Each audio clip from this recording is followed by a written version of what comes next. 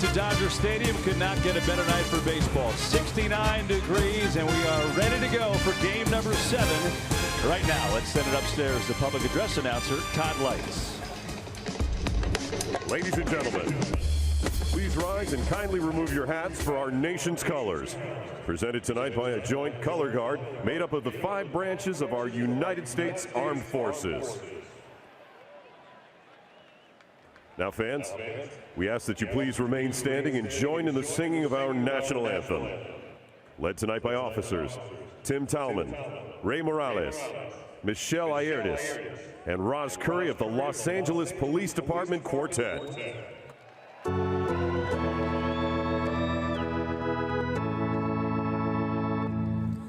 Oh, say, can you see by the dawn's early light what so proudly we hailed at the twilight's last gleaming, whose broad stripes and bright stars through the perilous fight o'er the ramparts we watched were so gallantly streaming, and the rockets' red glare gave proof through the night that our flag was still there. Oh, say does that star-spangled banner yet wave o'er the land of the free and the home of the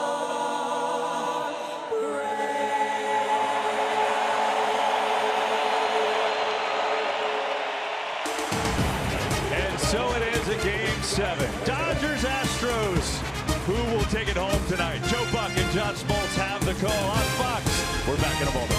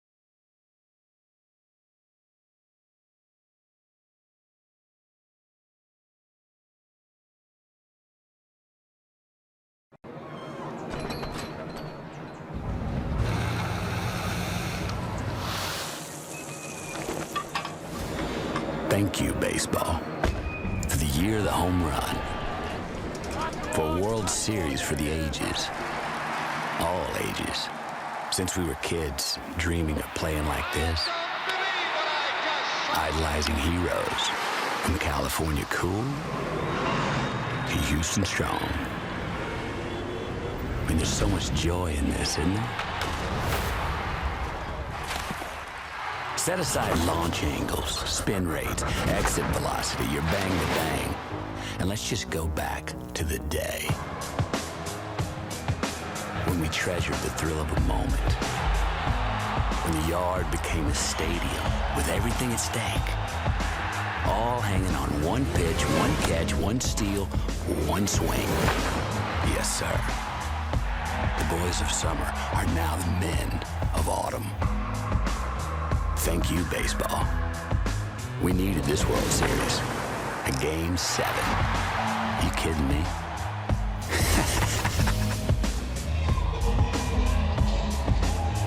No, we're not, Matthew McConaughey. We are not kidding you. Matthew, a Texan living in Los Angeles. I'm sure a bit split on a night like this. What camp are you in? The Houston Astros or the Los Angeles Dodgers? It's game 7 tonight. The first game 7 in the history of Dodger Stadium. And now welcome inside the broadcast booth, everybody. I'm Joe Buck. The Hall of Famer John Smoltz is coming right up. Well, we said at the start of this World Series it was going to be special because for the first time since 1970, two teams were hooking up that won over 100 games during the regular season. Has it been evenly matched? You bet. 5 of the 6 games have been decided by 2 runs or less, and the one exception was Game 4. That game was tied 1-1 going into the 9th inning. We've seen a record-setting number of home runs. We've seen 2 extra inning games. It's been a blast. We have squeezed every drop out of this thing so far. It's kind of a shame one team's going to have to lose here tonight because it's been so fun. John Smoltz is with me, and John, you've been involved in many Game 7s. You've started and pitched in Game 7s. What's it like for a player, let alone a pitcher, getting ready for a night like this? Well, baseball players are creatures of habit. So what you do is you tell yourself it's just another game. Get to the park, play cards, do your thing, and get as relaxed as you can until the game happens. And it's the team and the players that can really play it like a normal game. The ones that do that better, the ones that temper their emotions, those are the ones that are going to have a better chance of winning. We talked about the difference in the 2 bullpens. It's kind of a different story here tonight. Obviously, the Dodgers are a little bit diminished because they're fatigued in their bullpen, but they've got arms that Dave Roberts can go to. For the Astros, A.J. Hinch put it best. He said, yeah, we've been beaten up in our bullpen, but I have a different list of names here tonight. Charlie Morton, he's been a starter. Dallas Keuchel, he's been a starter. Justin Verlander is lurking down there. It's going to be interesting to see how this thing unfolds. Yeah, in an era of relievers, this game's going to come down to starters. I think you're going to see a ton of starters come in for both clubs. And speaking of the starters, they're going to have to be really good early because each manager, this is the hardest game they'll ever manage, is going to be looking to see which starter gives them the longest patience before they take them out. Well, if it's a nightmare for the managers, it's a dream for us. It's been fun. It's Game 7 coming your way tonight from Los Angeles, right here on Fox. In a series that has been so improbable, only the impossible can be waiting for us tonight. A champion will be crowned, a hero will emerge, and a moment will be etched into history. Will we see the impossible tonight? It's Game 7 of the World Series.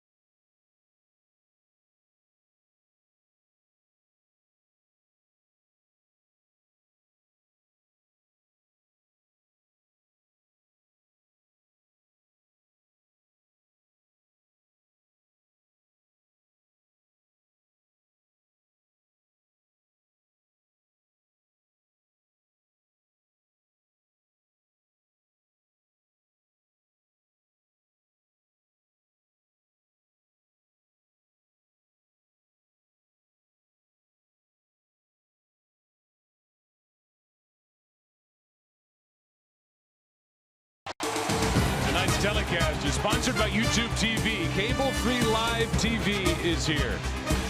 And we're here just off downtown Los Angeles on a beautiful 69-degree night. Down to the field we go. Ken Rosenthal standing by with the manager of the Astros, A.J. Hinch. Thanks, Joe. A.J., Game 7. How heavily will you lean on starting pitchers out of your bullpen tonight? Well, maybe in its entirety. Well, I mean, at Game 7, all bets are off on how you use your guys, when you use your guys. I don't think there's a right way to go into the game thinking it's going to play out, so we'll go all hands on deck. Under what circumstances might we see Justin Verlander? I think, and obviously with the lead late, it depends on how we get there. I mean, it's a lot to ask a starting pitcher who pitched 90-plus pitches yesterday. This is Game 7. This is Justin Verlander. Who knows? AJ, thanks a lot. Good luck. Now over to Tom Verducci. Thanks, Ken. Well, Dave Roberts, a moment ago, your entire team huddled in the dugout. What was said? What's the vibe? I think it was led by Chase Utley right there, and it was just telling them we're prepared for this moment. We're the best team out there. Play 27 outs, doing what we've been doing all year. It was spectacular. Your starting pitcher tonight, Yu Darvish, gave you only 5 outs last time out. What will you watch for early in this game? I just want to see him go out these guys, attack him, expect that slider, the stuff to be good. He's got all the confidence in the world, and we know he's going to pitch well tonight. Dave, thank you. Good luck. Thanks, Tom. Back to you. Well, these two managers have been a joy to work with over the last week and a half. A real special moment before tonight's game is Don Newcomb, 91 years old, and Sandy Koufax, 81 years old, throwing to Steve Garvey and Rick Monday. And a great way to start this Game 7. Sandy, who pitched in 4 World Series with the Dodgers, and tonight it's Yu Darvish, the former Texas Ranger, traded here at the deadline, and he makes the most important start of his career and in a long time for this great franchise. Yu Darvish, you see the numbers, and second time around he's been much better against the team when he hasn't had success. Look, for Yu Darvish, he spins the baseball as good as anybody. He's got tremendous break to his breaking balls, and the Houston lineup loves to hit the fastball, so look for that as a key. And also, I think easy outs are tension breakers. So if you can get easy outs early, it helps the whole team, it helps the manager, and it certainly helps the pitcher. Same look as last night for the Houston Astros. Here's their lineup, brought to you by State Farm. George Springer leads it off. Then Alex Bregman bats second and third. Jose Altuve is the number 3 hitter. In the middle, Carlos Correa, Yuli Gurriel, and Brian McCann, the catcher. And the back end of the lineup, Marwin Gonzalez, Josh Reddick, Lance McCullers Jr. And how long did it take you to come up with this, John? Our keys to the game. Yeah, a little acronym of 7. What are you looking for? You want to be sensational. You got to embrace it. If you don't, you're not going to have success. You want to be victorious, of course. Executing is always the key, and then settling your nerves. I think in a game like this, whoever can stay inside their body and not get outside their body has a better chance of being successful. You cannot be afraid to fail. Home plate umpire tonight is Mark Wegner. At first base is Paul Nauert. At second base, the crew chief is Jerry Davis. Over at third, it's Laz Diaz, beardless. In left field, it's Bill Miller, beardless. Dan Iasonia is in right. Full beard, now beardless. 69 degrees. The weather couldn't be any better. At the end of a long season, little cool breeze on a night like this, I would imagine, does wonders for a starting pitcher as the great Dodger Stadium hosts its first Game 7. Everybody's running on empty. Who's got the most reserve in their tank to get through one more winner take all? The worst part, you never prepared to end your season on a loss.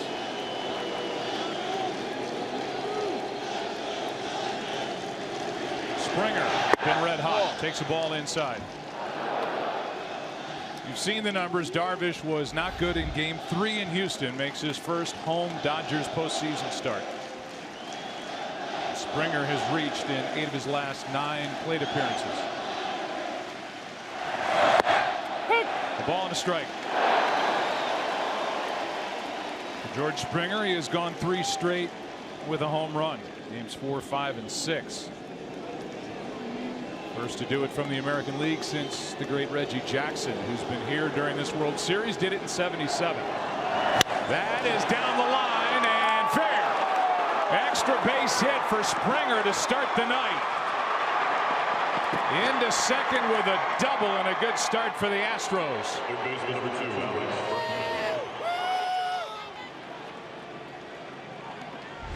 Springer stayed off the first slider, but then the second one stayed in the middle part of the plate. That's the kind of spin that will not be good for Darvish and certainly won't keep him in the game very long. So make adjustments off of that. And certainly in a game like this, you never want the big inning to get away from you. Just kind of settle down, get your out, even if they do score 1 run in the first inning. That's the hardest part about a game 7, is to remember. Play it as close as you can as if you were in a regular season game. Bregman now with a runner at second, nobody out. To the right side, Darvish has to get over. Tough play. Wild throw and into the dugout. Astros take the lead. In to score is Springer, and in a blink, Houston on top 1-0. Well, 2 things, Joe. Great piece of hitting. Guaranteed he was going to get him to third by hitting it to the right side. A left-hander ranges a long way. It's a tough play for Bellinger. The pitcher has to get over there, find the ball, find the bag.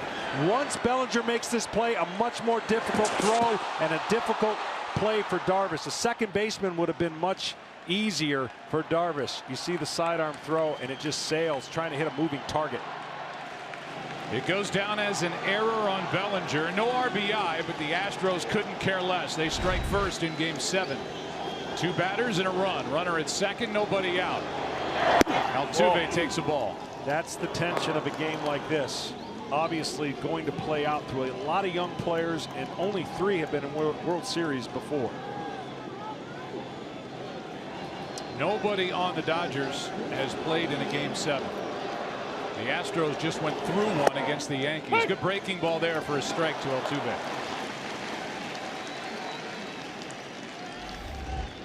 Perfect start for the Astros. When you get the visiting team, they have not scored in the first inning a lot after the Boston series.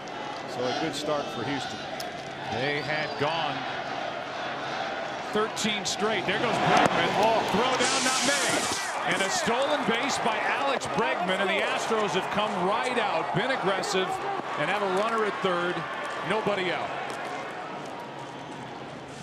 This series has been filled with so many twists and turns. Of course, game 5, you see the stolen base there, the aggressive play. Bregman so ready for the moment. This is what I'm sure he's been thinking about for a long time as a kid.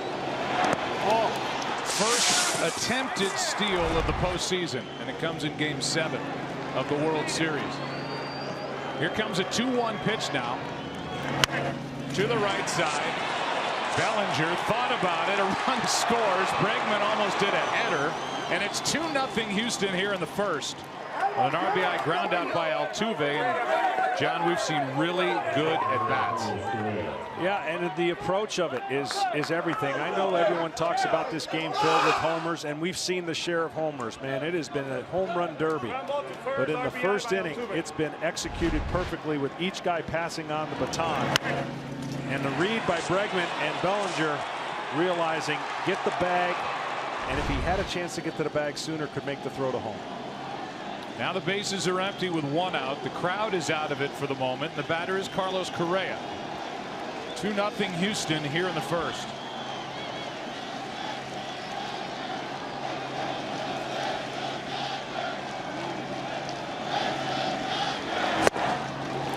Good velocity there, strike 1. See that pitch right there for the fastball. If he pitches away from it and only relies on breaking balls, I think that's a mistake, and that's where you can get out of yourself. The last start he did not have success. Already in the first inning, giving up 2. Hard mental hurdle to get over. Here's the 0-1. That's strike 2. The Astros scored 8 runs during the first inning in the 4-game set, as it turned out against Boston. Had not scored in the first inning in 13 straight postseason games until tonight.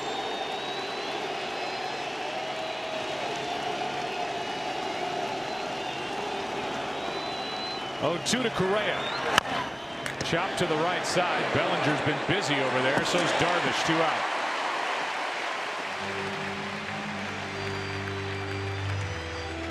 Rest of the defense for LA. Jock Peterson, who's been a hitting hero for the Dodgers in left. Chris Taylor, same can be said for him in center, and Yasiel Puig in right. Around the infield is Justin Turner, Corey Seager, Logan Forsythe, and Cody Bellinger. The catcher is Austin Barnes.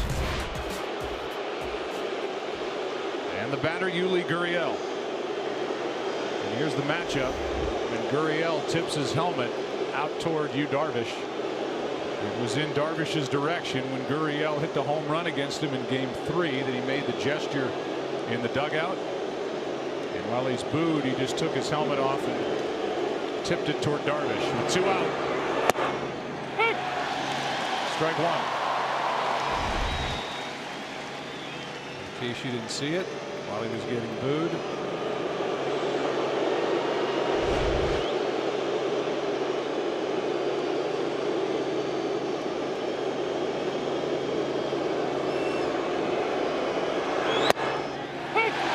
Strike 2. A couple of wide strikes here, and the count 0-2 on Gurriel.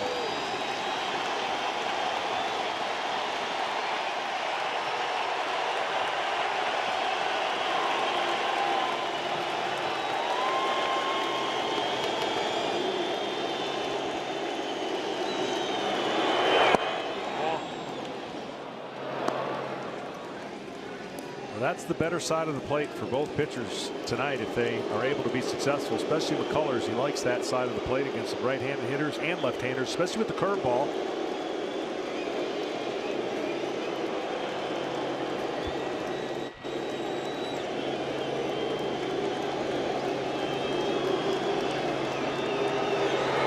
Oh.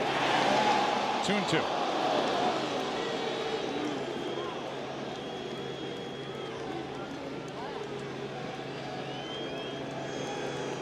Gurriel 15 total bases in this World Series.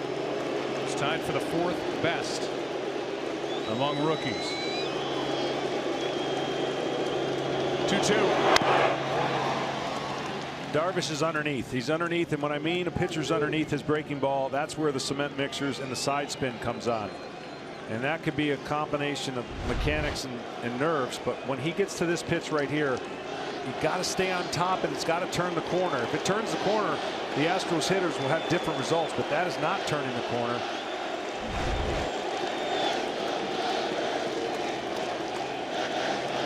Just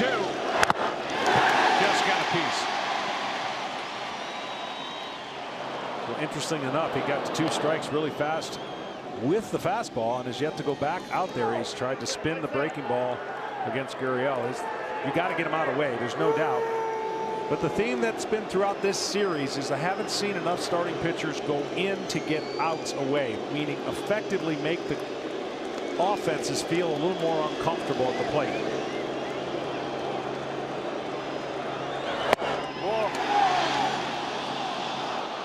Darvish doesn't get the corner this time, and it's a full count. 24 home runs. And the inability to command one side of the plate will do that. That's why you're going to have to make a couple hitters feel uncomfortable.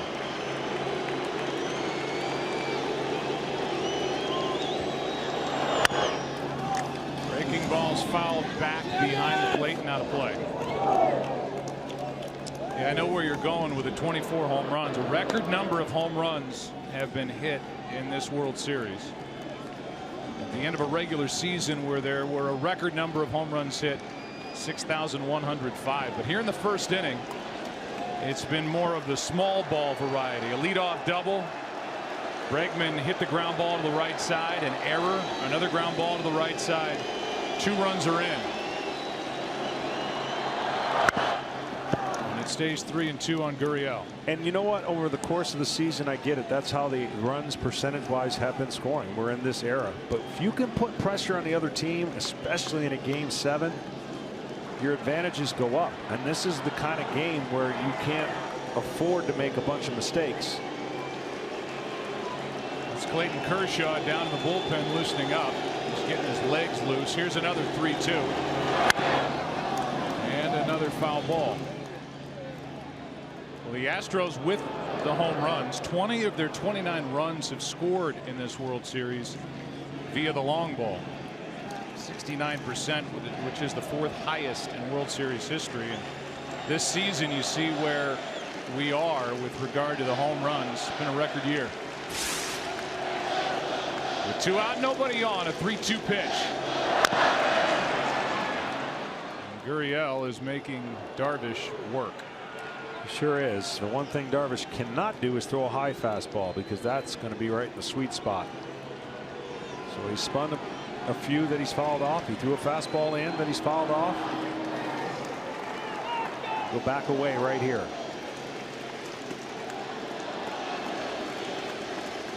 Half the pitches so far in this opening inning to Gurriel.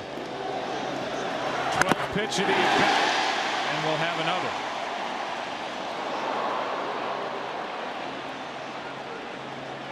Yu Darvish came to the Texas Rangers in 2012. 16-game winner that year. He missed 2015 with Tommy John surgery. Came back stronger. Traded at the deadline for Willie Calhoun, a prospect. And here he is starting Game 7.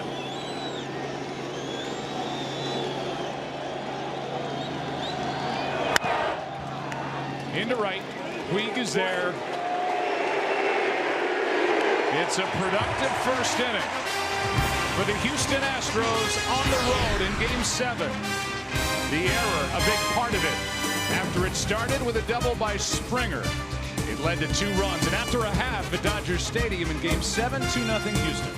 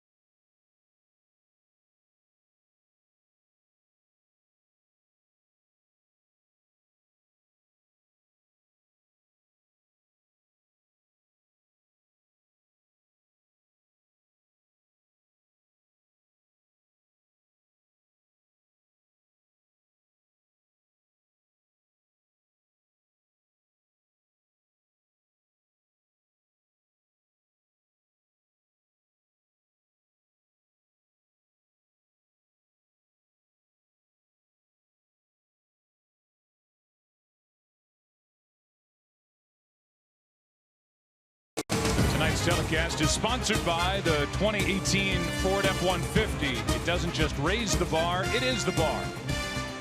And by Steal a Base, steal a taco only at Taco Bell. And now the starting lineup for the Dodgers, brought to you by State Farm, same as Game 6. Chris Taylor leads off, then Corey Seager and Justin Turner, who has been shut down in this World Series for the most part. Cody Bellinger, Yasiel Puig, and Jock Peterson, who has not been shut down in this World Series for the most part. The back end of it, Logan Forsythe, Austin Barnes, and Yu Darvish pitching and batting ninth against the right-hander and 24-year-old from Tampa, Florida, Lance McCullers Jr. So here's the challenge. You prepare to pitch a Game 7, and you prepare mentally to go and say, I'm not giving up any runs. And then you get 2 runs in the first inning, and you start thinking about, oh my gosh, I got the lead. This is mine. The biggest thing for McCullers will be establishing his fastball. He has the go-to pitch to the curveball, and he's a rhythm pitcher. And can he stay in rhythm despite this kind of lineup and the power they possess. That said, the Dodgers in this World Series as a team hitting .208. But they have been able to string together hits at opportune times. And Taylor, the guy at the plate, the biggest hit of the night last night, an RBI double off Verlander in the 6th. This one into right center field. Back is Springer, won't get it. To the wall. And just like the top of the inning, a leadoff double.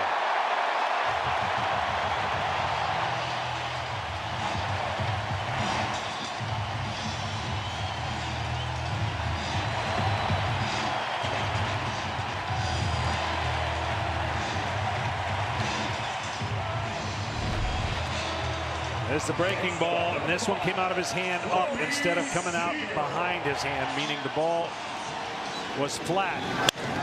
Much like this series, whenever you think somebody's got an advantage, the other team answers in a way that gets them right back in the game. So now the Dodgers are going to have to execute the way the Astros did. Find a way to get at least one here in the bottom of the first. Corey Seager now in the number 2 spot. Takes a ball. Seager has done his damage in the postseason here at home at Dodger Stadium. He's a .316 hitter. And 5 of his 6 RBIs this postseason have come in this park. Had the go-ahead sac fly last night as he flew the ball to the wall against Verlander in that 2-run 6th. Taylor's been all over the place. At second with nobody out, and Seager takes a strike. So here's the one problem I see at times with all this great information that we have. It can sometimes paralyze pitching into thinking about always exposing the weakness of the hitters instead of establishing your strength and let the hitter adjust off to you. Verlander and Kershaw had done it the best so far in this postseason, establishing their fastball and command.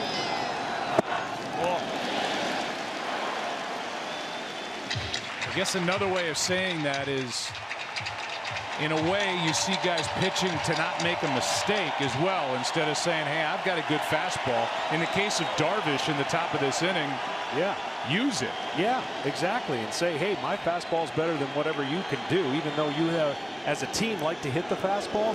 If you come out and empty the bucket right away, you're basically saying, I'm a little desperate here, and I don't want to make a mistake, and I got to give every chance I can to get every hitter out. Behind on the count to Seager, 2-1. That has been a hole in his swing this series, down and in, 2-2. Yeah, the one thing he's done a better job is when he does get to 2 strikes, he's more disciplined in there. But that's a great pitch. He was going to ask where that height of that was to the umpire just to give him his bearings on the pitch inside. Bregman, after the double in the top of the inning, was up there to move the guy along. Turned out better than that. Seager takes down. It's a full count. And that's what he does a great job. He gets shorter with his stroke, a little bit of a choke up, and then recognizes that the ball's spinning. Crowd's back.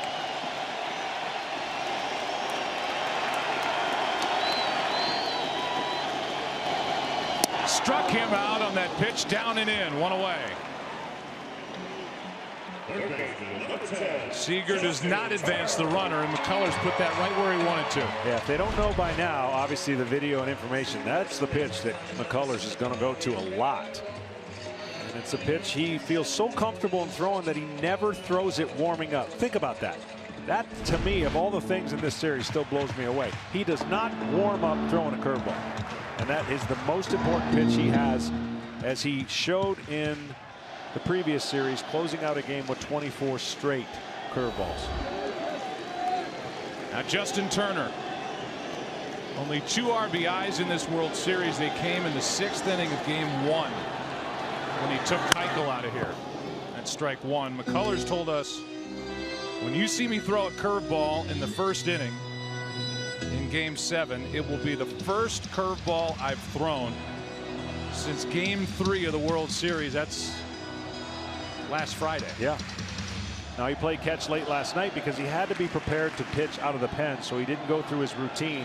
That's why people are like, why is he throwing late after the game? Well, He likes to throw before he pitches.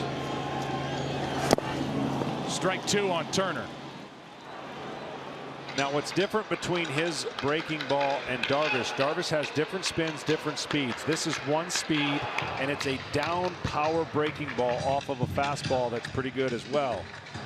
So when you see these kind of swings and misses, the hitters are not recognizing it coming out of his hand, and it has great depth down.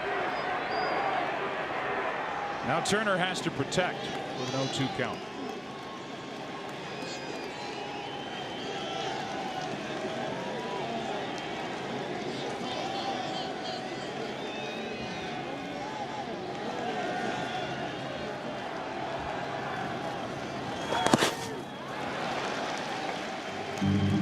Here's Lance McCullers Jr. last night after the game when the Dodgers won it 3-1.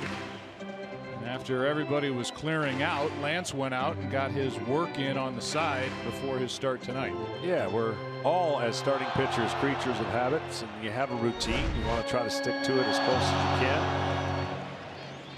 Unlike this game, everybody but the 2 starting pitchers will be out of their element for starting pitchers coming in relief. 1-2. And hit it.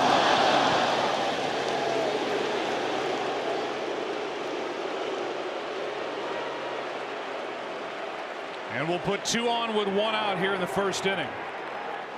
And they're on the phone to make sure in their clubhouse on the replay that this ball did indeed hit Turner, and it did on the right forearm.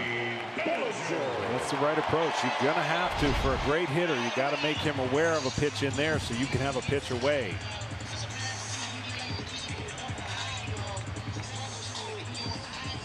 And now the rookie Cody Bellinger, who set a National League record with his 39 home runs during the regular season. He's got 3 in the postseason, but he has set a World Series record with his 14 strikeouts. And he'd like to atone for that error in the first inning, at least driving in run 1, maybe 3. What he's going to have to do is stay off that breaking ball. You try to tell yourself as a hitter, if the breaking ball, and I recognize spin, starts at my knee, I cannot swing. If it starts at my belt, I got a better chance to do damage to that pitch.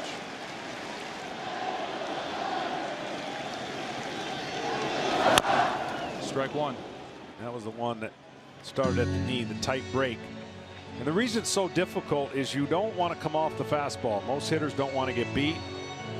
You stay on the fastball, you adjust to the curveball or breaking ball.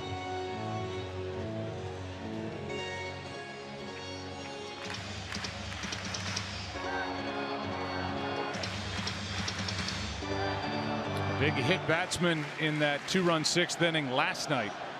Helped the Dodgers' cause when Utley was hit by Verlander. He came around to score. Here's the 0-1. Blocked by McCann, and the veteran McCann at the end of a long year and a long postseason able to block it. Yeah, so far each pitcher has not had anything easy happen to him. The easier the outs, the easier the innings, the more you can get into the flow of the game. Darvish didn't have that luxury, and right now McCullers is facing with the same stress with runners on, even though he's been given a 2-run lead. Taylor leadoff double, then a strikeout of Seager. Turner hit by a pitch.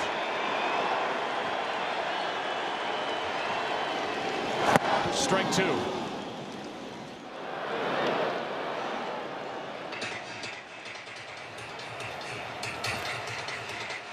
Well, we've seen a lot of big swings out of Bellinger. It looks a little better than it did about 5 days ago. He got some hits and made an adjustment, but the swing's still pretty big. Trying to hit the ball in the air. Struck him out on that pitch down and in. That's been the problem for Bellinger in this World Series, and with 2 out, the batter will be Yasiel Puig. I'll be shocked if Bellinger gets more than 2 fastballs off of McCullers. He had a breaking ball there. That one was just a wasted one, but then he comes back with 2 beautiful breaking balls. Bottom of the zone and below the zone. Almost a defensive type of swing, trying to find a way to make contact.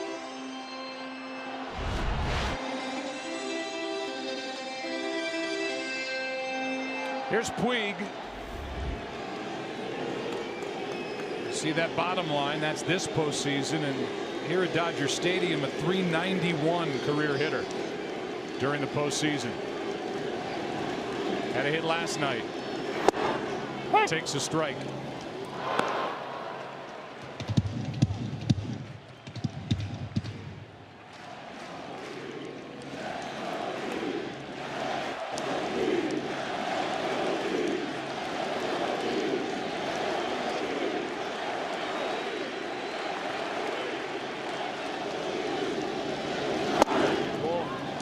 That's high for ball one.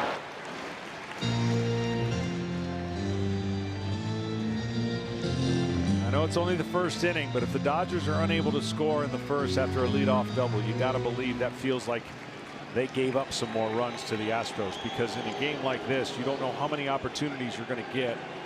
That's why it's so essential to put the ball in play at certain times to advance the runners. That just missed. 2-1. It's the third game in a row that both Seager and Bellinger struck out in their first plate appearance of the game. So unable to get any action going with their bats. They've left it up to Puig.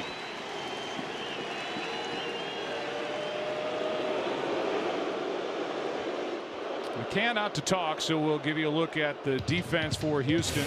We play here in the bottom of the first. Marwin Gonzalez in left, George Springer in center, and Josh Reddick in right. Around the infield, same look, Alex Bregman, Carlos Correa on the left side, Jose Altuve, and Yuli Gurriel on the right side, with McCann behind the plate. 9 years in Atlanta Brave, 3 years with the New York Yankees. First year for A.J. Hinch and the Astros. So as this game plays on, the Dodgers are well built for National League style, so they can handle the movement and changes more than the Astros can. Ball 3-1, and maybe the hottest hitter in the Dodger lineup, Jock Peterson, waits on deck. Now in this series, Puig has expanded the zone. He's been patient till he gets a hittable count and hasn't taken advantage of a 3-1, 2-0, 2-1 count. See if he jumps at this.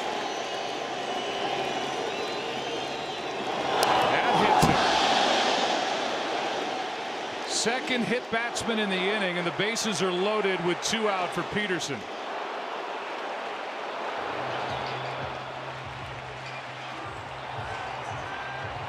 And why do I say he is most likely the hottest player in the lineup for the Dodgers? The player resume sponsored by Indeed.com. Indeed, the world's #1 job site. In this World Series, 3 home runs, the first Dodger to do that since '78, and Davey Lopes, one of 3 players all time. 5 or more extra base hits and no singles, and he's hitting .357 with his 3 home runs and 5 RBIs. Yeah, he's been outstanding. Some kind of switch happened for him in the postseason, because coming into this regular season on a big slide down. And for the starting pitchers tonight, you don't want the ringer to the phone to break. There's a chance the ringer to the bullpen could break tonight. That's how many calls are going to be down there. Peterson, bases loaded. Strike 1 outside corner.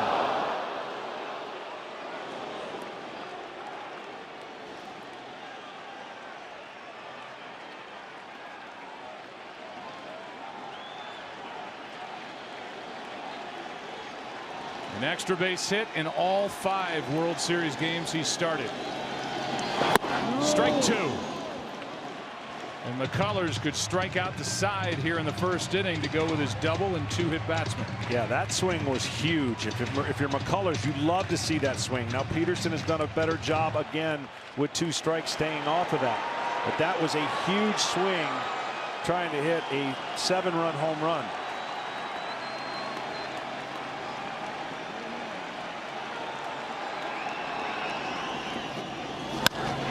Hit right at Altuve. Dodgers load him up and leave him loaded. And after 1 in Game 7, behind Lance McCullers Jr., 2-0 Houston.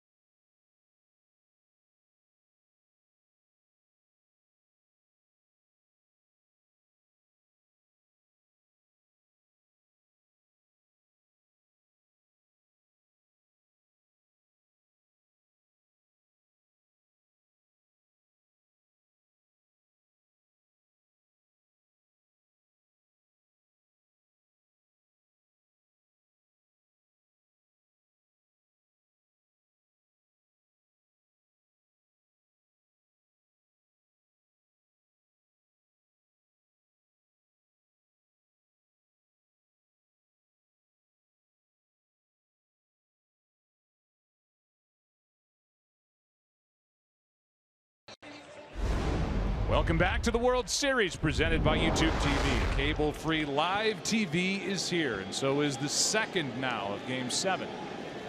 Astros got 2 in the first. Here's McCann.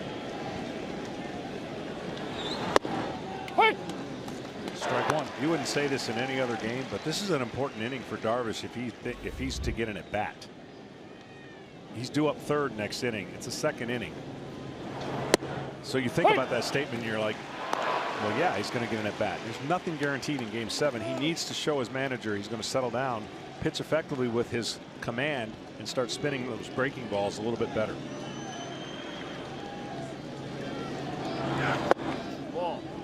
Down in that bullpen tonight for Dave Roberts, Clayton Kershaw and Alex Wood, 2 left-handed starters, to go along with his usual complement of lefties and righties with Cingrani and Watson and Maeda and Morrow and certainly Kenley Jansen.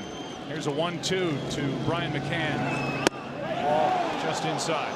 Meanwhile, for Houston, they have Charlie Morton in their bullpen. They have Brad Peacock back and ready to go. They have Dallas Keuchel in their bullpen and maybe Justin Verlander. Last night's starter, who threw 93 pitches. Here's the 2-2. Off the end of the bat, not a play. There's Harris on the right. And Charlie Morton, who's been so good when he's had a chance to grab the baseball, on the left. There'll be growing adrenaline for Verlander if he's to get in, late in the game. 2-2. Well, Verlander has never won a World Series game. And he has certainly never saved a World Series game, but anything is on the table tonight. He'll watch with anticipation. If the score remains, let's just say, a 2 or 1 run game by the 6th or 7th, he'll start preparing by the 5th, I would think.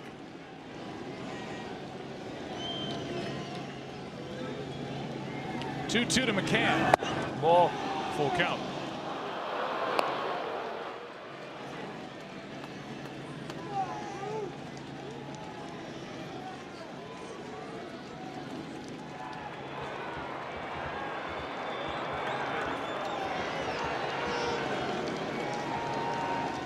Three-two pitch.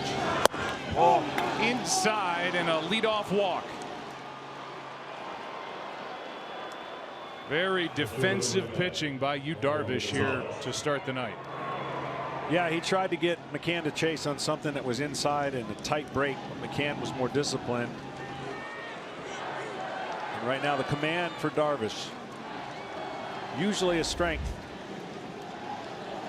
needs to find it quickly. Here's Marwin Gonzalez.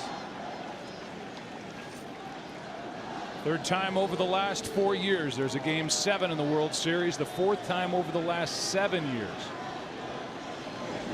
The Astros struck first tonight. Now ball 1 down and into Marwin Gonzalez. And that sends Austin Barnes, the catcher, out to talk to Darvish. Chevrolet is the official vehicle of Major League Baseball and the only brand to earn J.D. Power Dependability Awards for cars, trucks, and SUVs 2 years in a row. Somebody asked me before the game, what do you think is going to happen? Oh, this series, anything can happen. But I made a comment that might seem, I don't know, a little obvious or strange, but the pitcher that gets the most at bats tonight, I think, is going to give his team the best chance to win. That is going to be up for debate on how many at bats each pitcher may or may not get. We're only in the second. 2-0 Houston. Darvish pitching to stay in there, and that's a strike. Because as a manager, you just don't have the luxury, even as patient as you want to be, you don't have the luxury of letting your guy have 2 innings to figure it out. And National League style, of course, they got to come up to the plate. So that kind of stunts your offensive strategy with him at the plate unless you choose to pinch hit.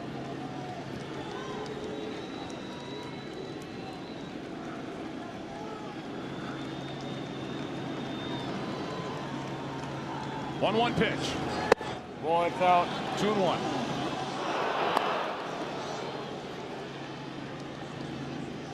On deck is Reddick, and then the pitcher Lance McCullers.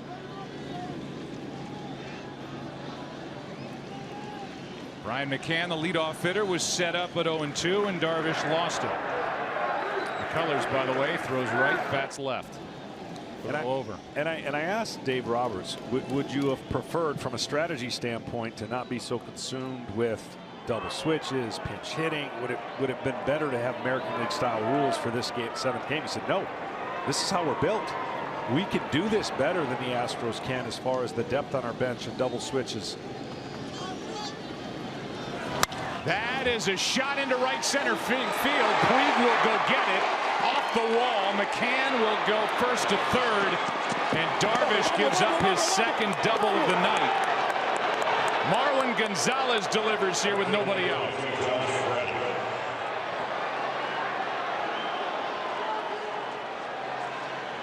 And we'll see if that gets action going for the Dodgers out in their pen. Well, inevitably it will. Here's another. You see the circle, the seams. That is not good. That you cannot have a big circle. That looks like a beach ball to a hitter. And as I've said over and over, you want that to be a dot. Those seams coming together, spinning, need to be a dot. They don't see that very well. Right now, Houston's all over his secondary pitches. Now Josh Reddick.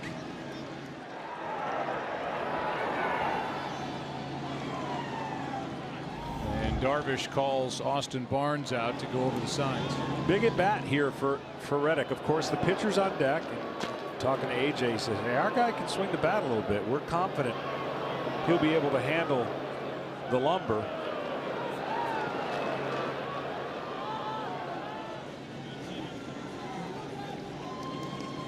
Dodgers just switched signs again. Everybody getting aware of it. Seager let Turner know. The guy who's going to start getting loose for LA is Brandon Morrow.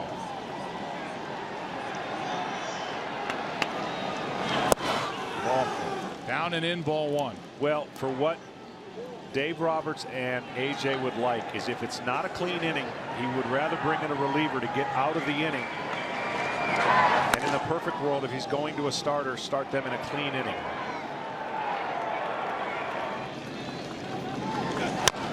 Chopper to second. Forsythe makes the play, and McCann, who is very slow, just has to stay put. That was huge because now with the pitcher up, you can wiggle your way out of this inning. You see, among the starters, the only guy to really get deep into the ball game was Clayton Kershaw in game 1.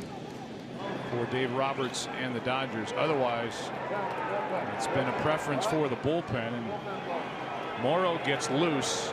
McCullers stands in, and according to AJ Hinch, and by the way, according to Lance McCullers, he can hit. He can. The wrong guy's at third base, unfortunately, with the infield in. McCann not fleet of foot, so he has to make sure it gets through. Ball. But to your point with the starting pitching, some people would argue Rich Hill had and could have been very effective as well. He just wasn't able to go deep enough because they took him out after 4 and took him out after 4 2/3. McCullers trying to add to the lead. Good swing. 1 ball, 1 strike, and if Darvish didn't know that McCullers, whose sticker is coming off the front of his Astros helmet, can swing the bat, he knows now.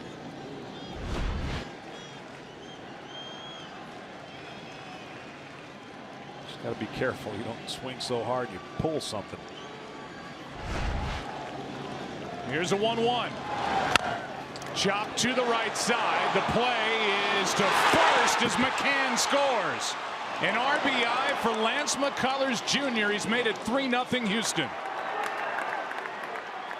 McCann came to the plate. The ball just was not hit hard enough, and Forsythe had only 1 play at first. So 2 things. The Dodgers didn't play like a fast runner was on third and the infield would be all the way in. They played it a little midway, and McCann had a great read. Normally when the infield's in, they're on the grass, and this would not have allowed a run to score. But see how far he had to come in? That would be the issue, and why McCann read that ball well and why the Astros were able to get another run. Correa loves it. So does McCann. Now a ball in the dirt blocked by Barnes, and this hasn't been a good start for Darvish any way you want to look at it. So a little bit of a mistake by not bringing in the infield all the way with the pitcher up. They played it a little bit back, trusting that McCann's legs and their arms would be equal. The soft grounder worked in the favor of Houston. They lead it 3-0 here in the second. Runner at third for the red hot George Springer. 2 out. 2-0.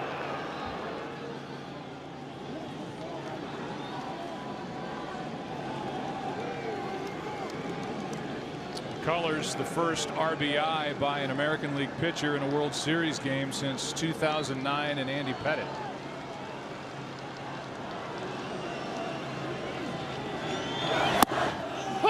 In at the knees, 2-1.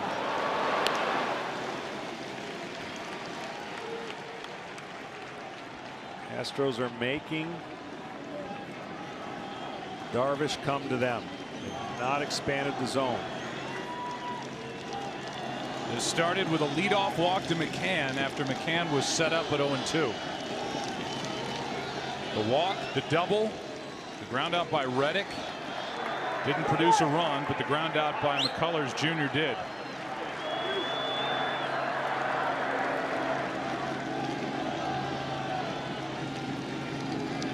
Two on to Springer. And the great read by McCann at third base. I just told you he didn't have a lot of speed, but the instincts of that reacting. Watch his reaction. And he comes in, and at that point, he's got the chance to score because it wasn't hit hard. Easier said than done when you're at third base trying to read the ball off the bat. 3-1 to Springer. Dangerous pitch for Darvish. Got it by him, a full count.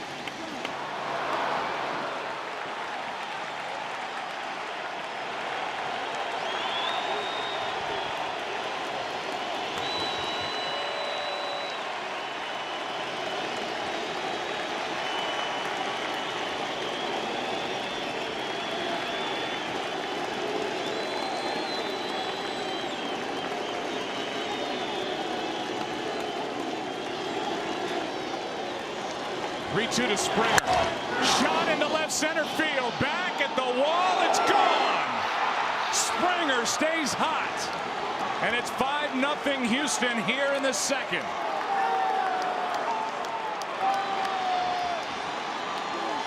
He's homered in 4 straight games.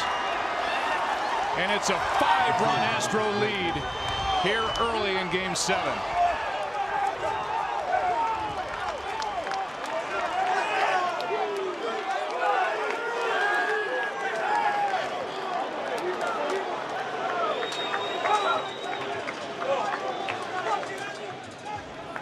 Now with 3 runs in, that's going to be it for Darvish. For the second time, he can't go 2 full innings in a start.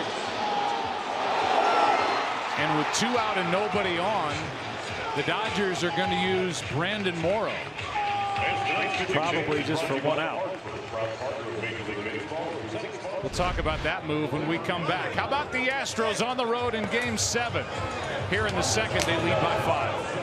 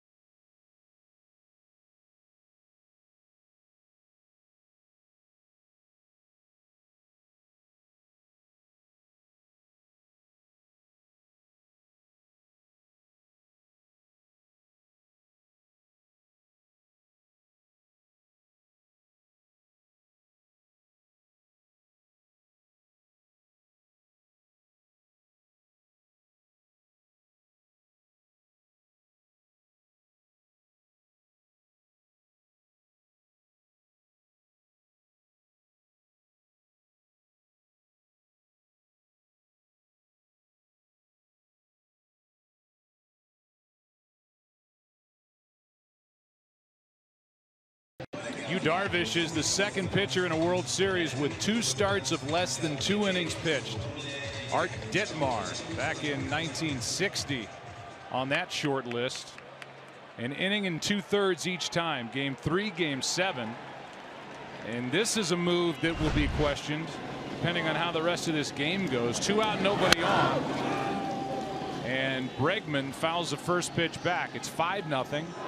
And the pitcher spot is due up 3rd in the bottom of this second inning. Morrow is a late inning guy, and yet here he is in the second. I get it to get outs, but this may only be a 1-out effort for Morrow. Yeah, and it looked like he was getting him ready for a big jam with no runs scored, but the 3-run homer,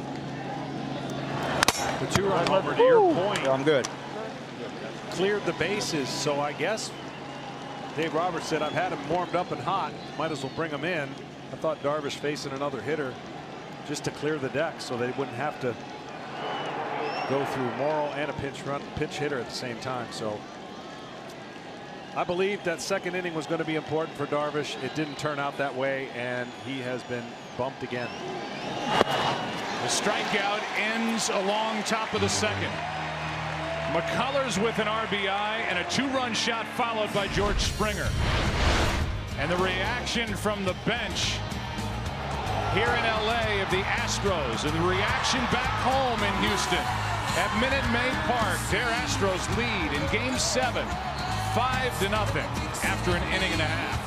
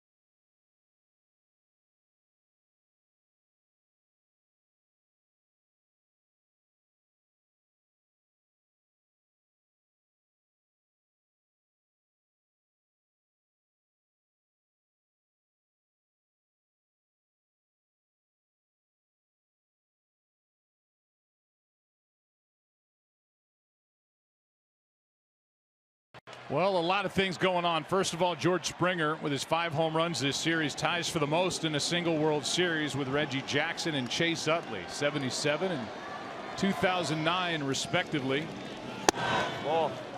Here is Logan Forsythe to deal with Lance McCullers Jr. You've got the pitcher Brandon Morrow due up 3rd in this bottom of the second, and the crowd reacts because they just showed on the video board Clayton Kershaw getting loose. Base hit.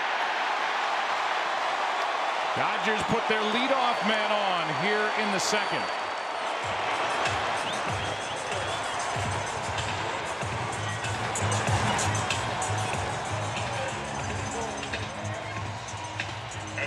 And the batter will be Austin Barnes. Each bat, grind it out. That's what the Dodgers have done all year. That's what they did in a couple games that seemed improbable comebacks. 5 runs is a lot in Game 7, but the good news for the Dodgers, this is only their second at bat in the game, so a lot of time to chip away and get the crowd back in it and, of course, score some runs. And again, there are no givens in the Houston bullpen. Ball 1 down and in to Austin Barnes, and that's something that has loomed over this series since the beginning. Who would A.J. Hinch go to for the final outs? He has a lot of options, but it remains to be seen how effective they would be. Morrow in the on-deck circle. Forsythe at first and Barnes at the plate. 1-0 pitch. Ball and a strike. Well, coming into this inning, 25 pitches out of McCullers, 16 were curveballs, and the Dodgers swung at 9, and they missed at 6. So the curveball for McCullers much more effective than the breaking balls for Darvish, to say the least. Kike Hernandez and Andre Ethier stirring in that Dodger dugout. Oh, that's high. 2-1. McCullers was an American League All-Star. Spent 2 different stints on the DL with a bad back.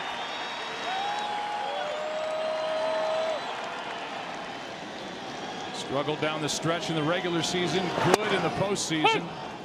And the count evens 2-2 on Barnes.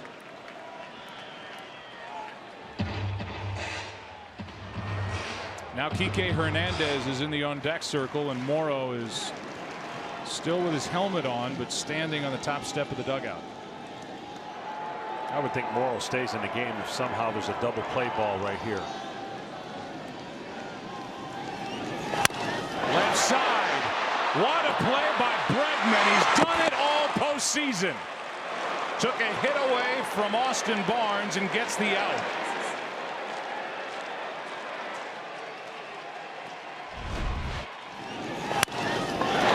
Tremendous reaction. Now he knows he's only got one play. Make the throw to first. Keeps a big inning from happening, potentially.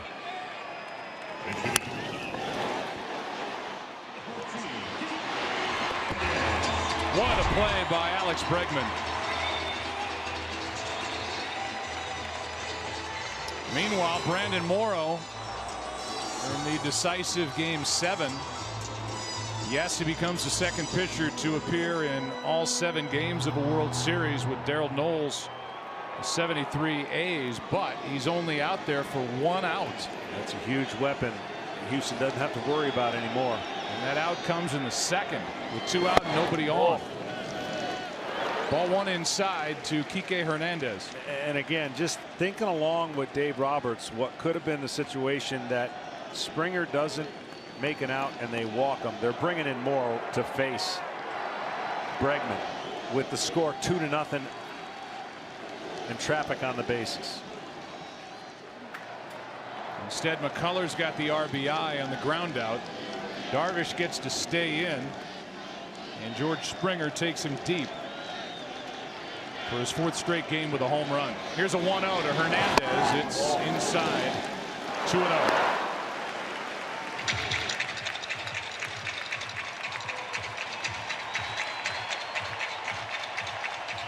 Kike Hernandez with a huge Game 5 in the NLCS at Wrigley.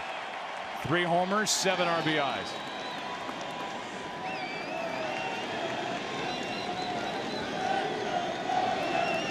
The 2-0. 2-1.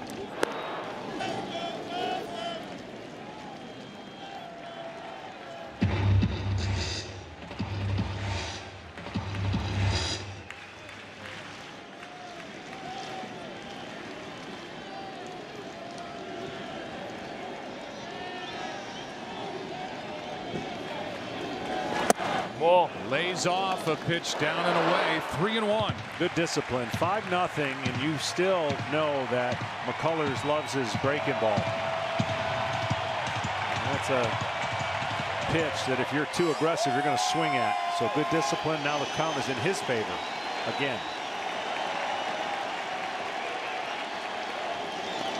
That's ball 4. And down to first. It's either ball 4 or hit by pitch, and if it is hit by pitch, might have caught him on the jersey. It would be the 3rd hit batsman in an inning and a 3rd. And now Brent Strom goes to the phone. Yeah, I think he gets his jersey right there. Either way, ball 4 hit by pitch, it's hit by pitch.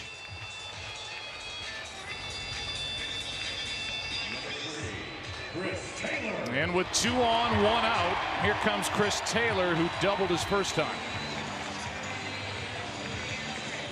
This is what's great about the playoffs, and obviously what can be frustrating for a manager. Because in a regular season game, 5-0, McCullers is not sweating anything with a 1st and 2nd. But now the crowd's back up. You think about things. What if I give up a hit? What if they get back in? You've got to stay to your game plan. You've got to execute one batter at a time.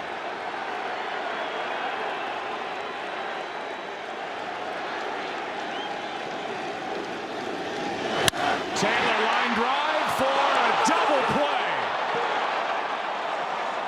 Forsythe is doubled off second, and that takes game 7 through 2 innings. Taylor hits it hard, but right at Correa. 2 out, 2 back. 3rd inning now. Houston batting up 5.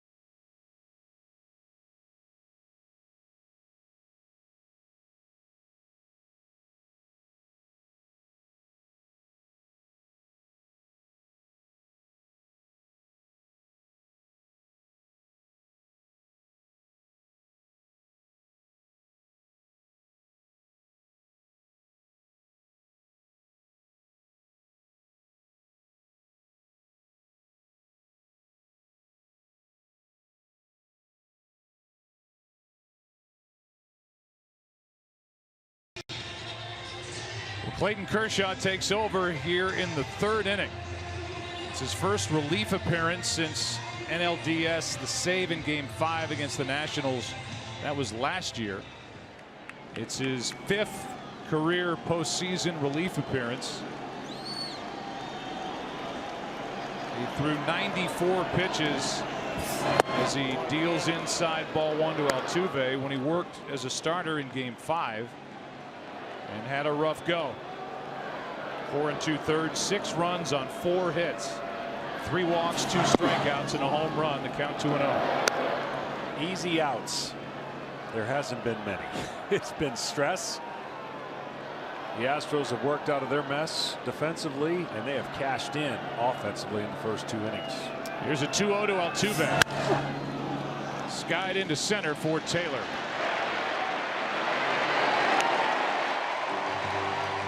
One out here in the 3rd inning in a 5-0 game. T-Mobile is now donating over $2.4 million to home runs for hurricane recovery. Fans, just keep doing your part, and T-Mobile will keep donating. Tweet or retweet hashtag HR4HR, and another $2 will be donated every single time.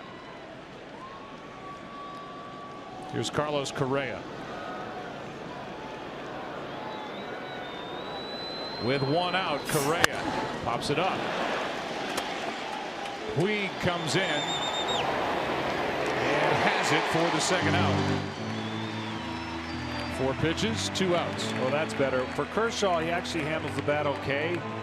That he might be able to get an at bat depending on what the situation is, because so far in 2 innings, the Dodgers have turned their lineup over, so they're getting action. They just haven't scored any runs yet. Here's Gurriel. Strike 1.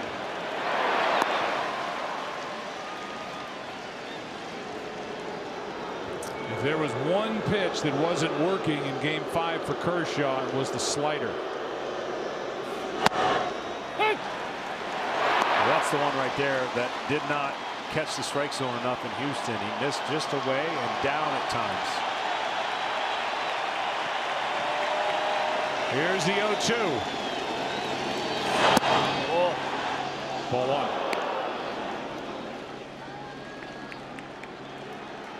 Nothing wrong with the velocity of Clayton Kershaw here in the 3rd.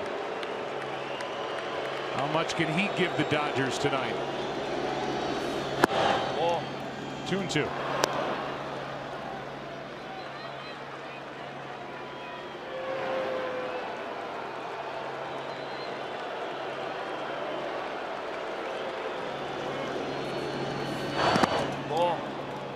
So now 3 in a row out of the strike zone. It's a full count.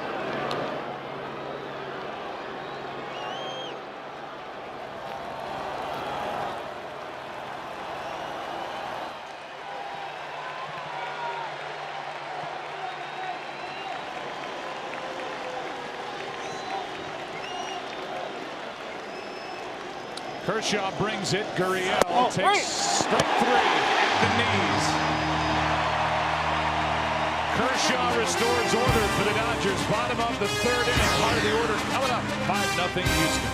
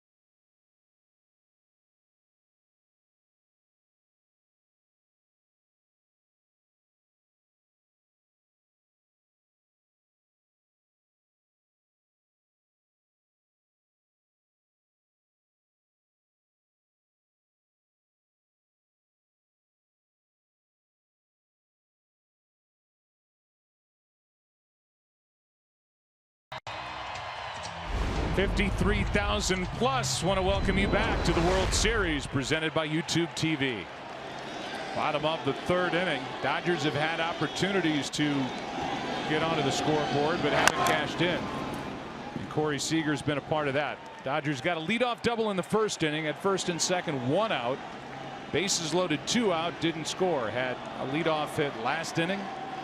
First and second, 1 out, and lined into a double play. Bregman's defense a part of that with a nice robbing of Austin Barnes and a dive to his left. 2 quick strikes on Corey Seager. Well, as big as the second inning was for Darvish and he wasn't able to get through it, I think that's the same for this offense right here in the third inning. They've got to find a way to dent the scoreboard in this inning. Foul and dangerous into the seats.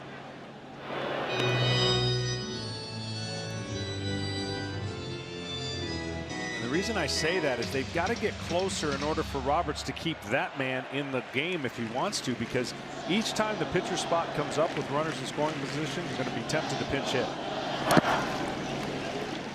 Well, here's the thing, managerial moves. You said this to Dave Roberts before the game. With all the scrutiny and everybody second guessing, first guessing everything you do, a game like this is not much fun for the managers. But when your starter can't get through 2 innings for the second time in a World Series, it puts you in a bad spot. That's hit into a good spot for Seager. And he will stop going around first and just able to get back. Thought about being aggressive, but down 5-0, can't run into an out, and did the right thing by going back to the bag. Springer did a great job getting over to it. Watch where this ball's hit, and then watch where Springer covers a lot of territory, spins, turns, gets it in, and then slipping, just put on the brakes. Seager barely gets back. Right there, turning around, trying to get back. Well, the Dodgers need Turner to get going right here. Hit by a pitch on a 1-2 delivery in the first. McCullers has hit 3. And now he's hit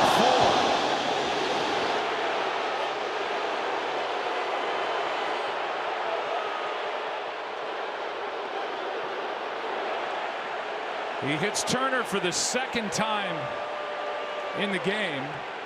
The crowd reacts for obvious reasons, but McCullers up 5-0 in Game 7 of the World Series isn't trying to hit anybody.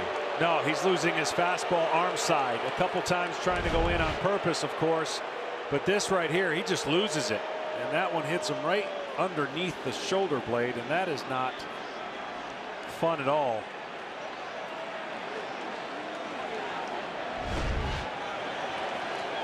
Now the first 2 are on for the Dodgers here in the third inning, and it wouldn't take much for this crowd to feel a lot better about Game 7. With Cody Bellinger about to face McCullers as Strom gets a talking to from his pitching coach. And Bellinger needs a better at bat in this regard. This is going to be breaking ball city. You've got to tell yourself to stay off of the big swing and the ball down. You see the 4th hit batter. That's the most in a World Series game, because this is a huge inning offensively for your team, and already the bullpen for Houston. Brad Peacock is getting loose. 2 on, nobody out. It's just the third inning. A lot of that. Yeah, it's just it's being young, talented. You've got to understand the moment. You've got to make him throw a strike. He's in between again. He needs a breaking ball up. Of course, McCullers doesn't want that. This time he lays off. When Bellinger found success in Houston, he went the opposite way and was able to do that in Game 4 and the 7th and 9th with a pair of doubles. Trying to pull everything and hit it out of the park. That bounces in. 2-1. The hardest part about baseball is, as a hitter, I'm sure you want to do your part and hit a 3-run homer. but you've got to chip away. I mean, they don't have to tie the game up in the third inning, but everyone seems to want to swing for the fences in situations that don't call for it. Keep the line moving.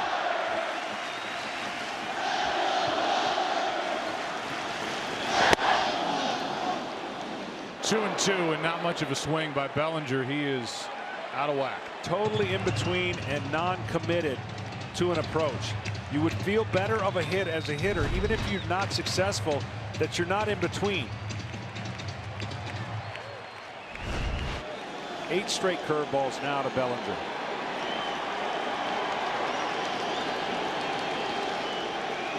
Two. 16th time he struck out. He adds to his World Series record. And here comes A.J. Hinch, and that is going to be it for Lance McCullers. Yasiel Puig will be the hitter with 2 on, 1 out. It's the second visit of the inning, and McCullers is gone. Brad Peacock is coming in. Opportunity for the Dodgers here in the third.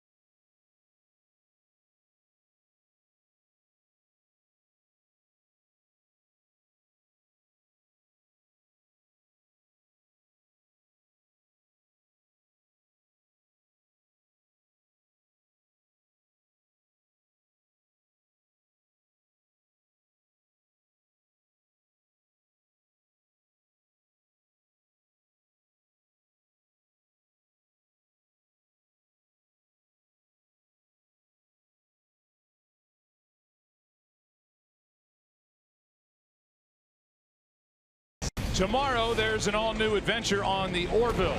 The hit series, it's being called imaginative and darn fun to watch, is back with its most dangerous mission yet. The Orville, starring Seth MacFarlane tomorrow after Gotham on Fox. Here's Brad Peacock. He's been busy this postseason, and he's come up big for A.J. Hinch, one of the few guys he trusts coming out of his bullpen. He has an interesting move there, because I thought the Astros had a huge advantage the longer that McCullers could go. Well, that isn't the case. He's out now. Remember I said the uncharacteristic things that can happen to a player when he gets outside of his body. Well, he lost the fastball command. He hit 4 batters. AJ's taking that in, going to a guy he trusts. McCullers obviously not happy. It's on Puig now with 2 on, 1 out. 5-0 game. A strike from Peacock.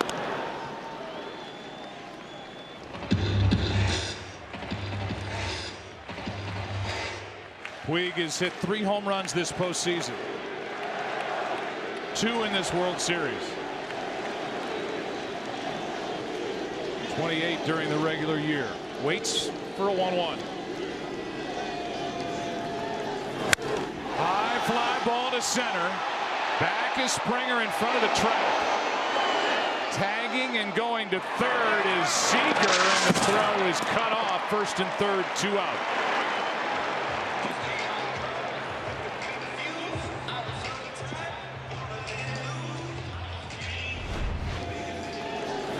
Puig got a good pitch to hit, and unfortunately, it resulted in an out. And the Dodgers are in another situation where 3 innings in a row, they had an opportunity, a great opportunity to score. They didn't put the ball in play, they didn't advance the runners, and they need a 2-out hit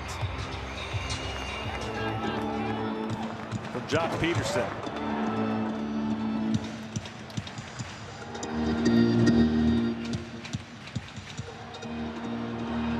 Peterson grounded out with the bases loaded his first time up, and here comes Brent Strom. Turned 69 during this postseason. He has been active going out to the mound in the Yankees series and certainly in this World Series. And it's the first Game 7 where both starters did not last through 3 innings. 2 1/3 for McCullers, 1 2/3 for Darvish. And you see that stuff from Yasiel Puig slamming the bat down. On his way down to first as he flied to rather deep center field. Leaves it up to Jock Peterson. Opportunities already. The Dodgers have hit into a double play and left 4. Trail 5-0. Peterson. Strike 1.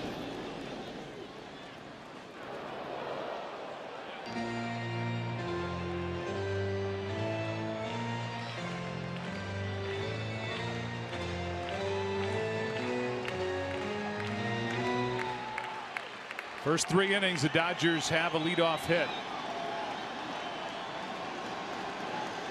They've also had a hit batsman in each inning. Twice it's been Turner on the receiving end. And after putting the first 2 on here in the 3rd inning, a strikeout of Bellinger, a pitching change, and Puig fly to center. I think that was a nervous throw to first. There's no reason to really be throwing to first.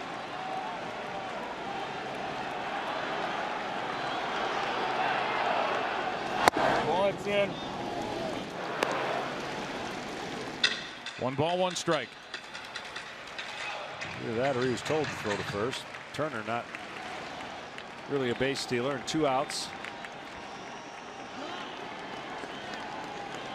Dodgers are 0 for 6 at the plate with runners in scoring position.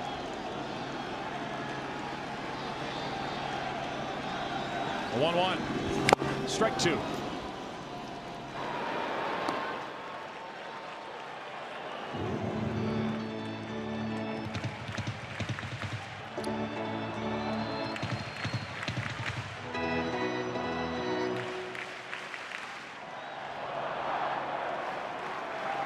Red Peacock trying to finish off the 3rd inning.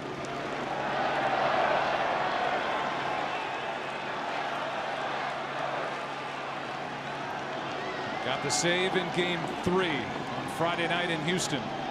Going 3 2/3 now into the ball game here, and time called at the plate.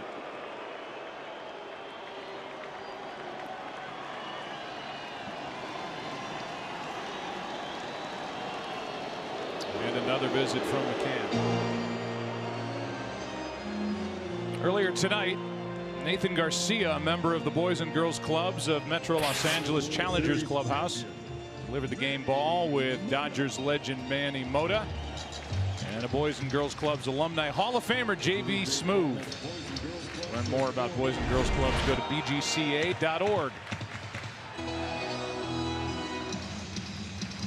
Manny Mota, Dodgers outfielder, pinch hitting specialist for 13 years and a .304 career hitter. Right now the count's 1-2 on Peterson.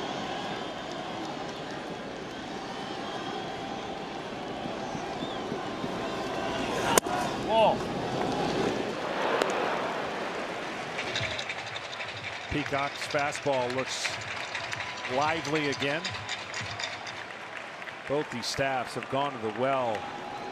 Each guy that comes in trying to dig deep into the reserve tank. Here comes a 2-2 pitch. First and third, 2 out, and a strikeout ends the inning as McCann finishes the putout. The Dodgers now have hit into a double play and stranded 6. Opportunities missed for LA. Big outs for the Astros, who lead 5-0 after 3.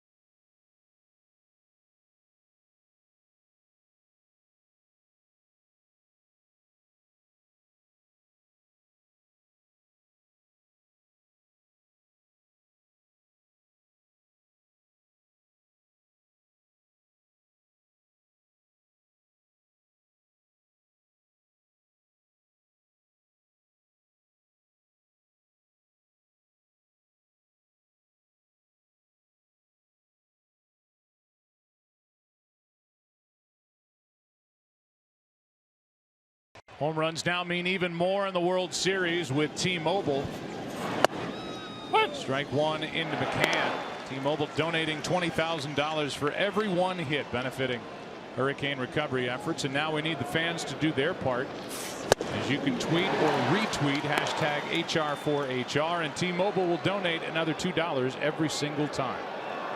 2 quick strikes on Brian McCann. Kershaw had a perfect third. He's retired 4 straight. Let's see, the problem with the Dodgers not scoring last inning, Kershaw's up third in the next inning. So that again is going to cause Roberts to have to make a decision. When you're down 5-0, you're not given the luxury of just keeping a guy out there, even if he's got his A game going. So the Dodgers offense have squandered too many opportunities in the first 3 innings. 2 on 1 out in the first, didn't score. 2 on 1 out in the second, didn't score. 2 on nobody out in the third, didn't score. The Astros have made the most of their chances. Time called by Gonzalez. And George Springer's been right in the heart of it both times. A leadoff double in the first inning, scored the first run, hit a 2-out 2-run home run to Chase Darvish. From the hole, Seager, no chance. And now Marwin Gonzalez is 2 for 2 tonight and on with 1 out here in the 4th.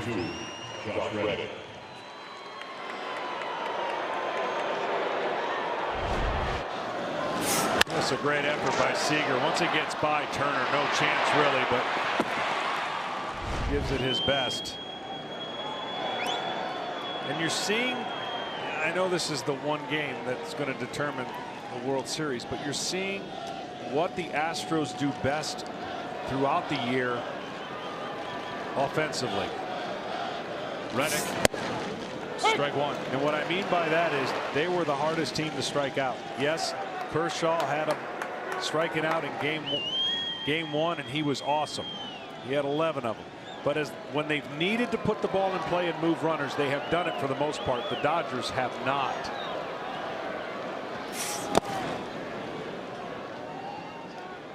That skips in to Reddick, a ball and a strike with the pitcher, Brad Peacock, on deck.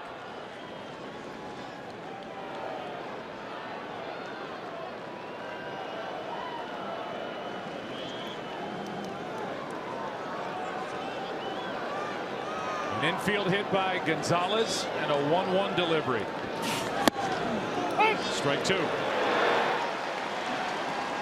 So I told you the over-under on pitchers at bats tonight is going to be 1, possibly. Would you have believed it? Maybe at the rate that this postseason's gone. Darvish never hit. Lance McCullers Jr., the Astros starter, hit and had an RBI groundout. That gets away, and down to second is Gonzalez. It's a wild pitch by Kershaw.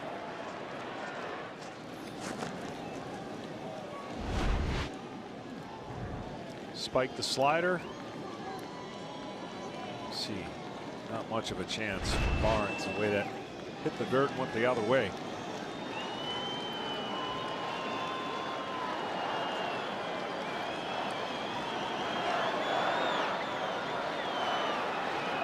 Here's a 2-2 to Reddick. The other way, tough pickup, good play, Seager, 2 out.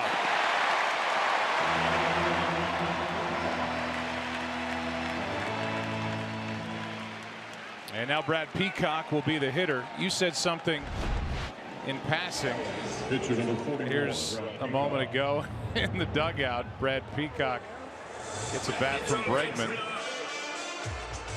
But the fact that Clayton Kershaw could swing the bat a little bit, depending on where things are in the bottom of this 4th inning, you could see Kershaw somehow getting an at bat and lasting through to pitch in the 5th. In the best case scenario, that would be pretty good for Dave Roberts, because 6 more opportunities to score runs is a lot for this offense against an out of whack and at times ineffective bullpen for Houston. They just got to get closer, though. That's where the advantage can swing back to the Dodgers. Astros lead 5-0, 2 out. Peacock takes a strike.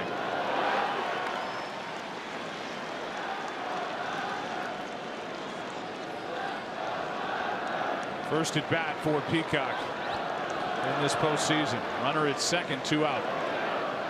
And he gets to face Kershaw. The 0-1.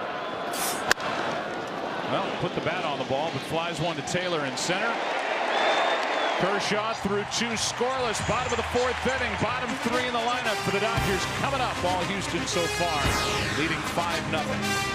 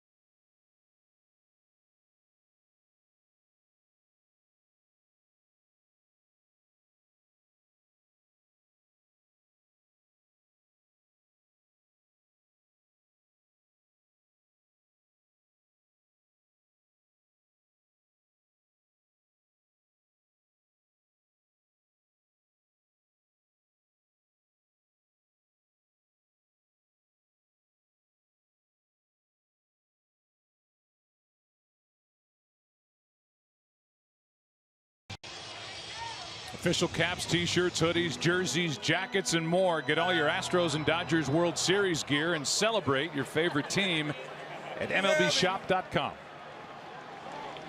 Bottom of the fourth inning. It's 5-0 Houston in Game 7. And Logan Forsythe takes a fastball for strike one. Forsythe, then Barnes, then Kershaw.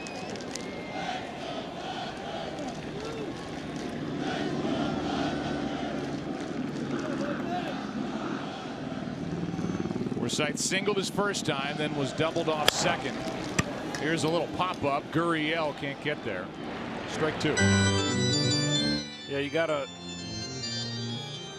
feel a little frustration for the Dodgers offense because this game should be much tighter, but still got to find a way to keep putting pressure and making it tougher for AJ to navigate through this game, and how he's going to do it the rest of the night with pitchers.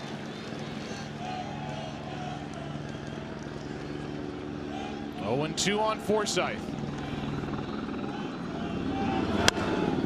That will get out of play right side. The Dodgers right now are hitting .212 in this series. And they're 10 for 49 in the series with runners in scoring position. They've hit .204, 0 for 7 with runners in scoring position tonight.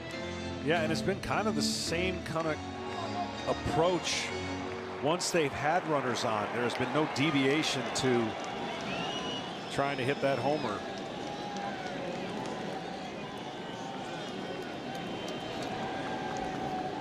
Oh, 2 down for ball one.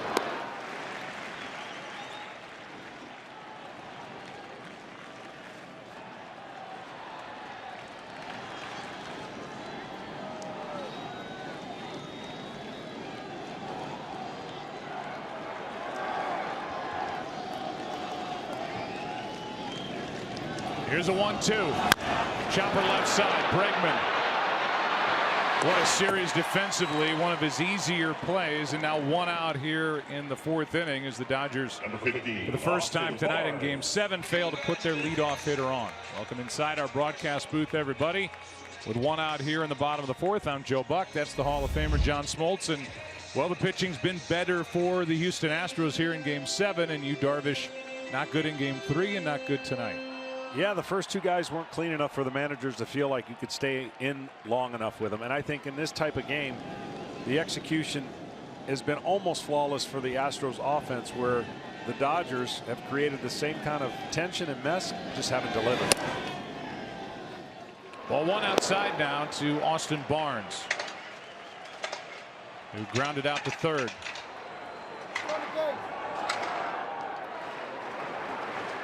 Ross Stripling is up in the bullpen. There's nobody on deck for the Dodgers as Kershaw's spot follows Barnes. And that spot will come up with 2 out, nobody on.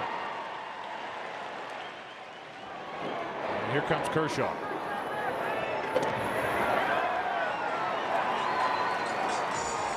Ethier had a bat in case Barnes reached.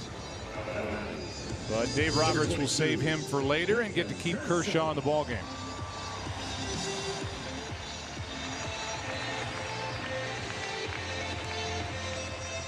Well, Joe, my daughter's had a lucky birthday, 2 Game 7s in a row on her birthday, last year and this year. Rachel. So it's Game 7s. You can pretty much know they're going to happen from here on out. Kind of a Smoltz thing since you showed. Last year with the Cubs and the Indians, we got a Game 7 in the ALCS with the Yankees and the Astros. So happy birthday, yeah, to Rachel. And with 2 out, nobody on, a pitch outside to Kershaw from Peacock. And we saw a similar game last year where the Indians kind of worked their way back into it. Yeah. And pulled off almost an epic comeback. And the Dodgers have the same capability.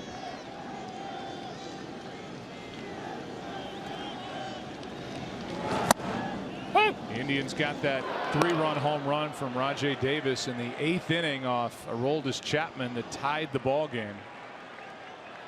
And then Chapman turned in a great 9th inning after the heartbreak of the 8th and set up the Cubs for the opportunity to win it in the 10th, and they did. 1-1. And the reason I say that is because their go-to guy for the Astros has been missing, right? They don't have a lockdown closer right now per se. So there's a multiple ways that the Astros could finish this game, and it will probably be done by guys who are not accustomed to that or comfortable with that, yet alone in a Game 7. Kershaw checks it. 2-2. Kershaw will not give up an at bat. No. Meaning he is a grinder, and if you send him up there to the plate, he's going to try to work his way on base any way he can. The home run hitter Chris Taylor on deck. 24 home runs this season, including the postseason. 2-2.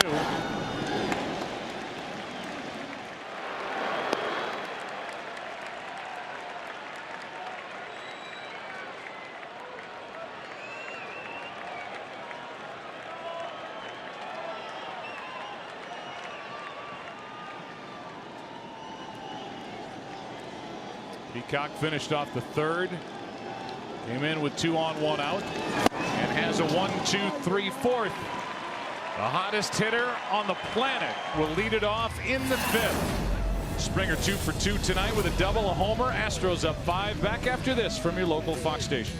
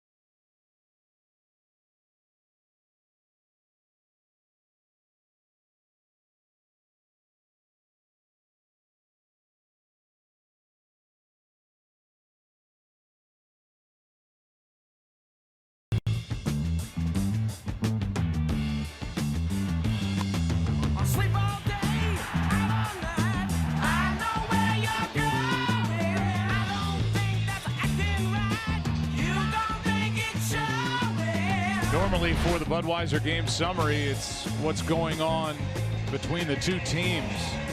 Tonight, it's what's going on this series, and here tonight with George Springer. He's the first player with home runs in 4 straight games in a single World Series. He's got 5 home runs, ties for the most in a single World Series, and the most from the leadoff spot. And his 29 total bases, the most for any player in any postseason series all time, let alone World Series. That's pretty impressive. And guys who have hit homers in 3 straight World Series road games all time, of course, Springer, Bonds, my teammate, former teammate, Brian Klesko, and Hank Bauer. A great list to be a part of for a guy who went 0 for 4 with 4 strikeouts in game 1. Looked lost, and it took a walk that got him going, and he hasn't looked back since. Locked in, he's doubled, he's homered tonight. The 0-2 from Kershaw spoiled it.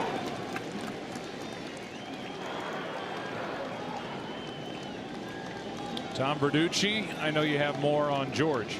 Well, George grew up in New Britain, Connecticut. There was a double-A team there for the Minnesota Twins. He always hung out at the ballpark, and then one day one of the minor league players asked him if he wanted to play catch.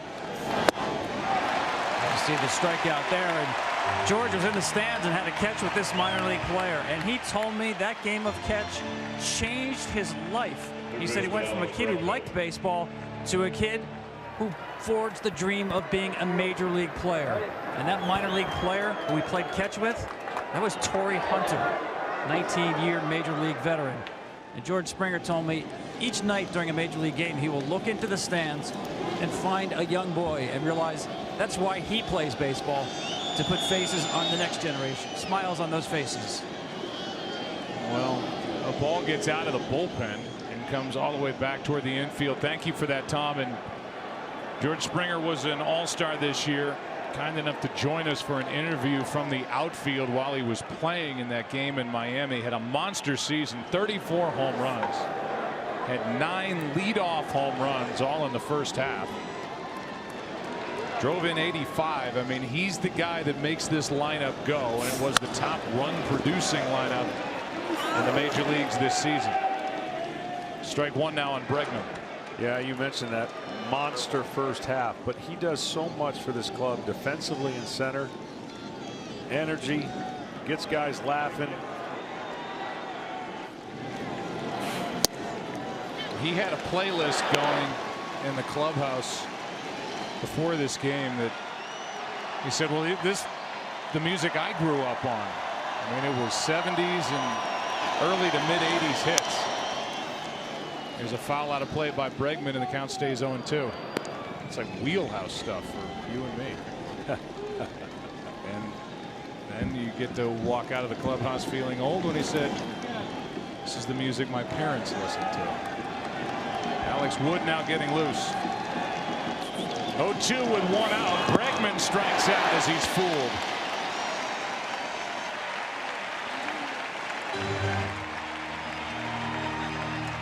Well, here's a home run for Springer. StatCast powered by Amazon Web Services. This is the end of the night for Yu Darvish.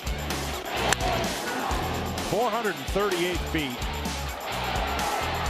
There was no doubt when it left his bat. It was just a matter of how far, and that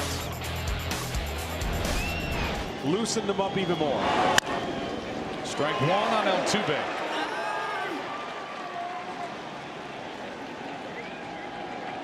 Altuve with an RBI ground out in the first. Astros got 2 in the first, 3 in the second. Second and third runs of that second inning on that home run by Springer. And here's a pop-up right side, foul ball. Bellinger. Kershaw's doing all he can. He's allowed only 1 base runner. Bottom of the 5th, halfway through game 7. Top of the order coming up for the Dodgers, who trail by 5.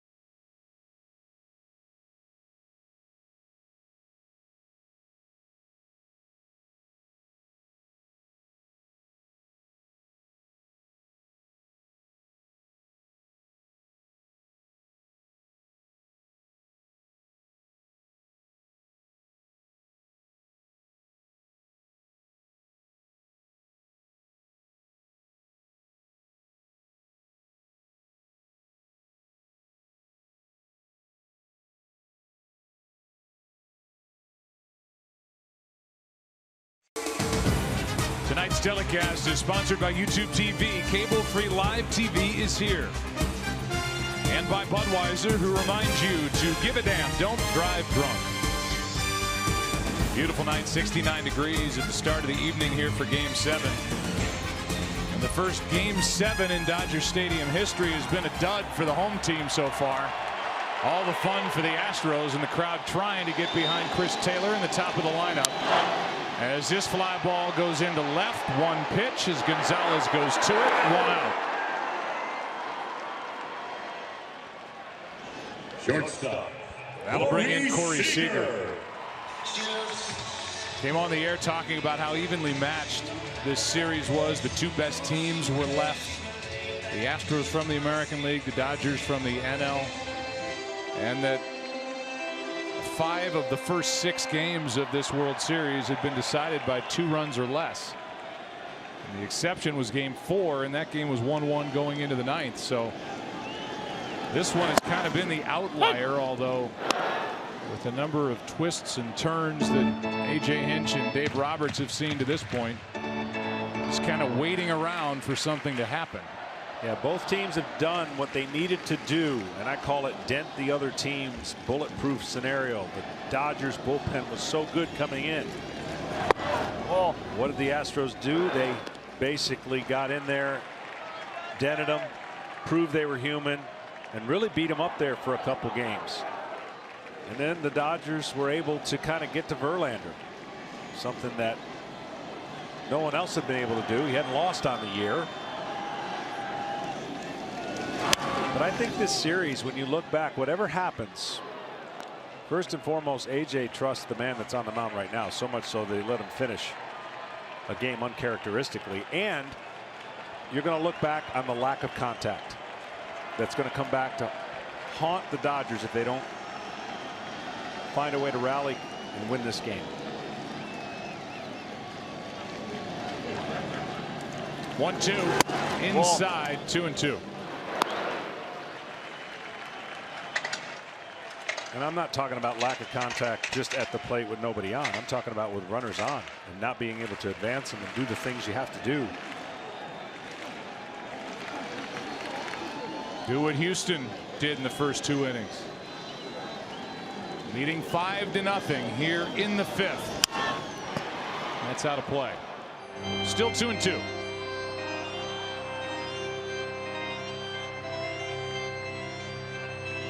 This graphic is where we've been in this series after 5 innings. We're not through 5 innings yet.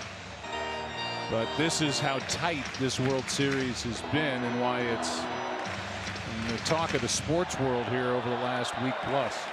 It's been fantastic. It really has. I don't think anyone could have anticipated 5-0 after 2. 2-2. But I don't think anyone's going to anticipate that the Dodgers will be shut down all game either. And that's currently what the Astros have been able to do.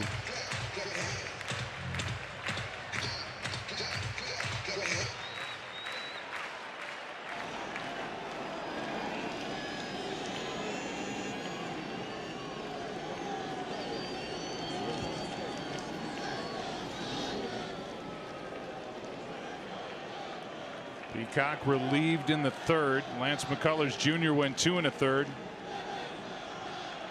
No runs on 3 hits. Also chipped in an RBI ground out. 2-2. Another foul.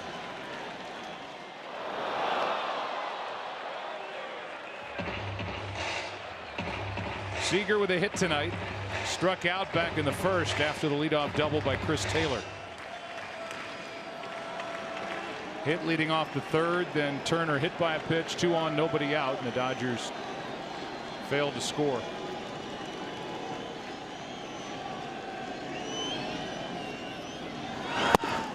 He checked his swing on a pitch down, a full count.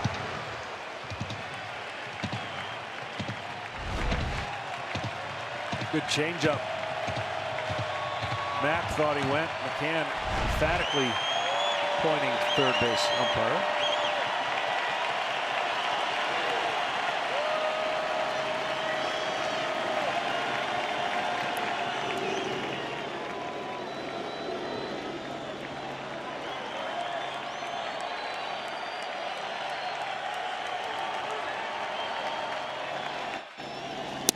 A one-out walk.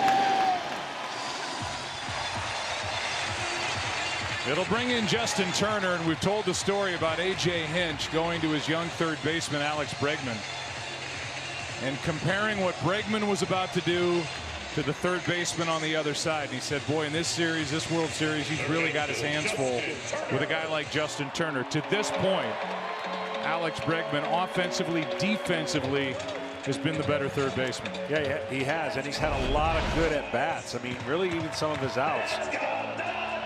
A.J. Hinch liked him in this series because of the left-handed starters for the Dodgers. It just set up well for Bregman.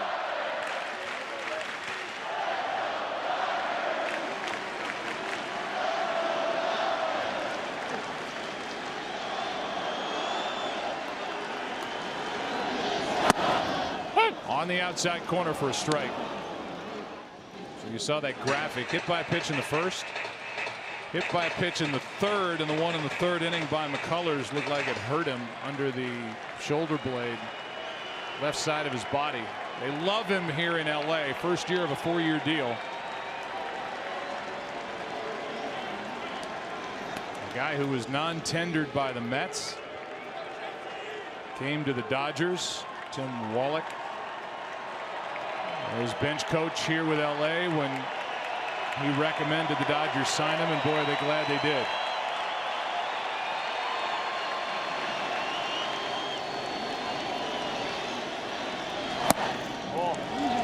AJ's got double barrel action in the bullpen. He's going to try and get out in front of any kind of issues that might arise and not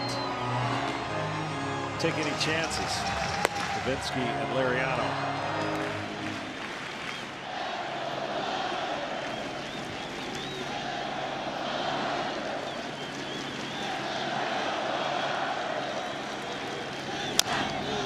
Turner is a big reason why the Dodgers are here during the regular season. Hit .322, 21 home runs. In the division series against the Diamondbacks, hit .462 with 5 RBIs. In the NLCS, hit .333 with 7 RBIs. But hitting .130 with 2 RBIs, it both came in Game 1 in the 6th inning on a home run off Keuchel. And they've pitched him really tough. It's not like he's missing a lot of hittable pitches. The Astros have made it a game plan to say we cannot let this guy get hot. And other than that 2-run homer, he has not.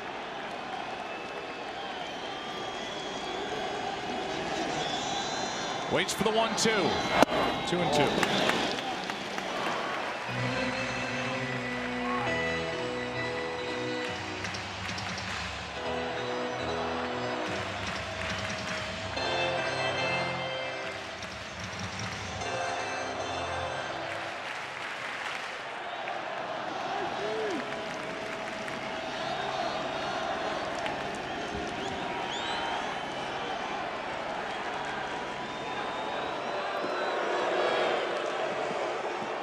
Dodgers have stranded 6 already. The Astros have left only 1.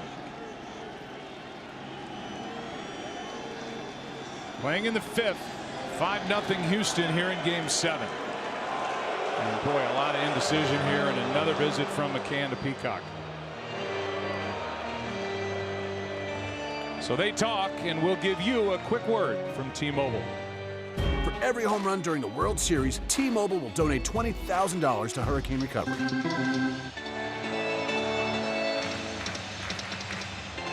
The rhythm of a game when there are a lot of moving parts, you can understand why. The meetings, changing of signs, pressure. 2-2 now. Turner hits it down the line, but foul.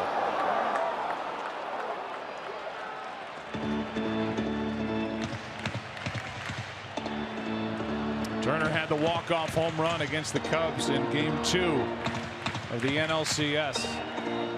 On the 29th anniversary of the Kirk Gibson home run in Game 1 of the World Series off Dennis Eckersley.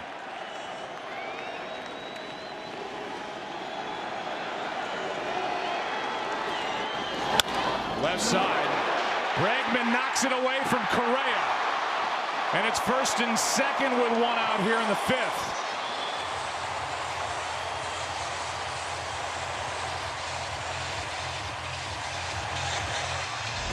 Well, with Seager running at first, Correa may have had a chance had this not been deflected. His only chance would have been to backhand this and go to second. Just the tip of the glove is all it took for Bregman, who's gotten to everything. And we are going to have another pitching change. So Francisco Liriano, who finally got into the World Series last night, is the lefty coming in. A.J. Hinch will roll the dice here in the 5th with Cody Bellinger coming up.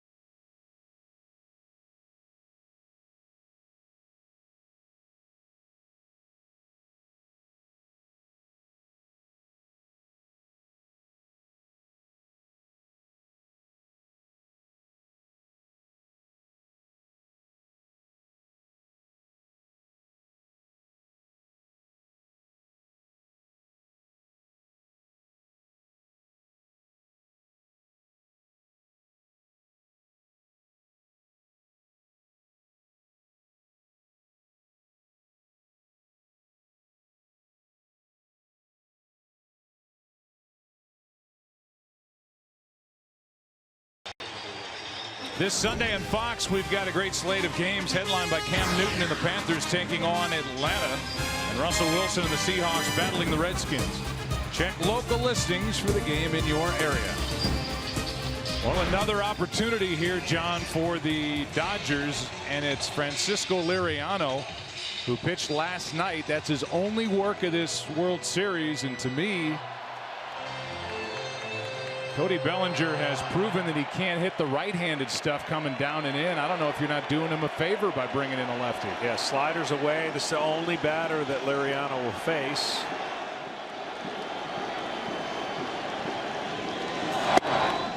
Strike one. I thought getting him in yesterday was a big part of what AJ was going to be able to do if he utilized him tonight, and he has. Bellinger has struck out twice tonight, both times against McCullers. Ball just inside, and both times on pitches down and in from the right-hander. Now gets a different look. You saw the average better against lefties in the regular season and postseason combined. The Dodgers need something out of their cleanup hitter.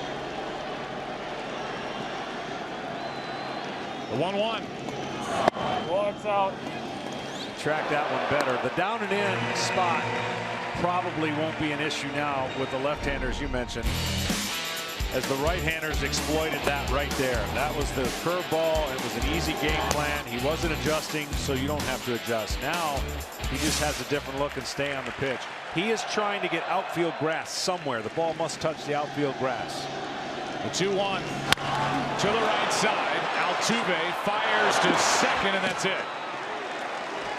So Bellinger is 0 for 3. Hits into the force out at second, and the inning will belong to Yasiel Puig, and we'll see if it's against Liriano. Now Morton has joined Davinsky.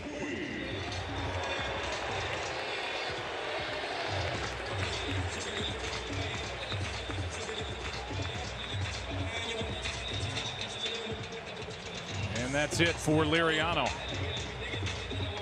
1/3 of an inning, all zeros as he gets the force out at second.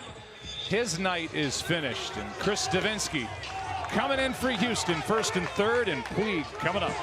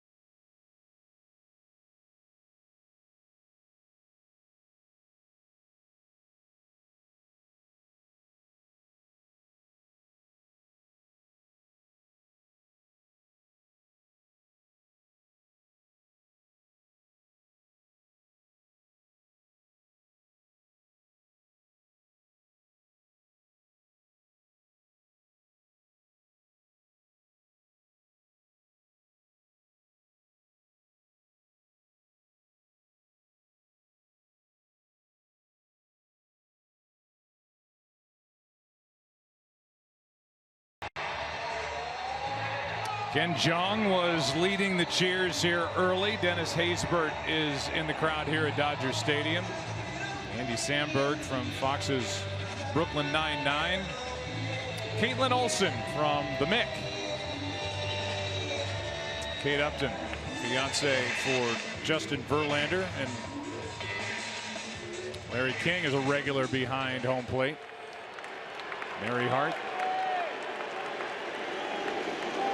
Sandy Koufax part of the first pitch ceremony here, and now the most important pitch coming from Chris Davinsky, first and third, 2 out, facing Yasiel Puig, who took him deep in Houston in Game 5.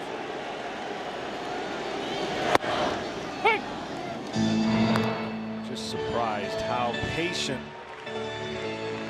non-competitive at bat first pitch. Like, you know, you sometimes can scare the pitcher into throwing a ball, but he's taken those pitches the whole time.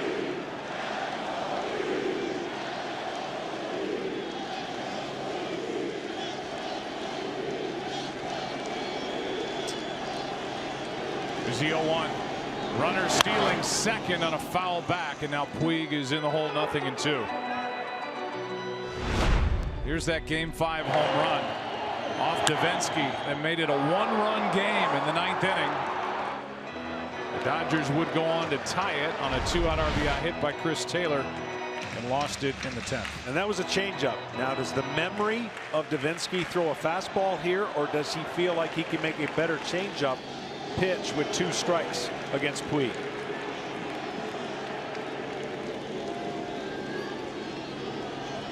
First and third, the 0-2. Fastball at 96. The only team to overcome a 5-run deficit in a World Series when facing elimination was 15 years ago, 30 miles down the I-5. 2002 Game 6, the Angels trailed the Giants 5-0, going into the bottom of the 7th and won 6-5, and then won Game 7. A game that John Lackey started 4-1 to win their only championship. That's hard to do, to come back that late, but we've seen it. We've seen a lot of late runs. That's usually not the case against most bullpens in baseball today.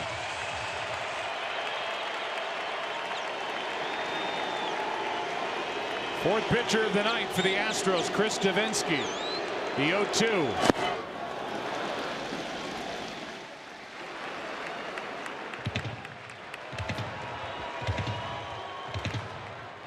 Seager walked in this inning.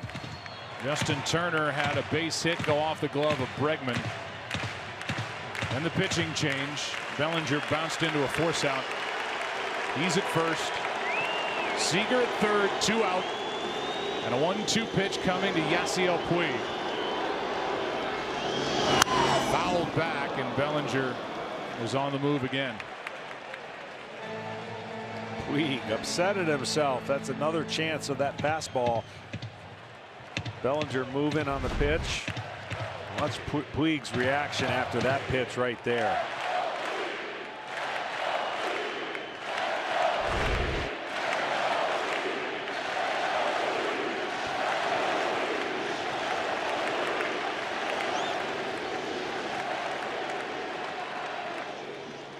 Time was called. Bellinger was going to take off again. That's no small piece to the puzzle. If there's a pitch out of the strike zone, it looks like they're willing to give second base. Nobody covered the last time Bellinger took off. Only in the 5th. 5-run game, and Davinsky calls out McCann.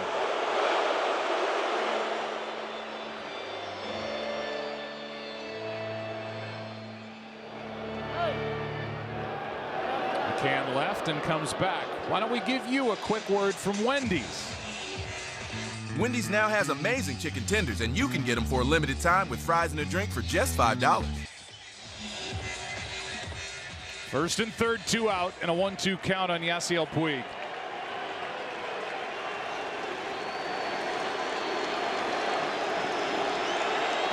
Runner goes on a soft liner caught by Gurriel.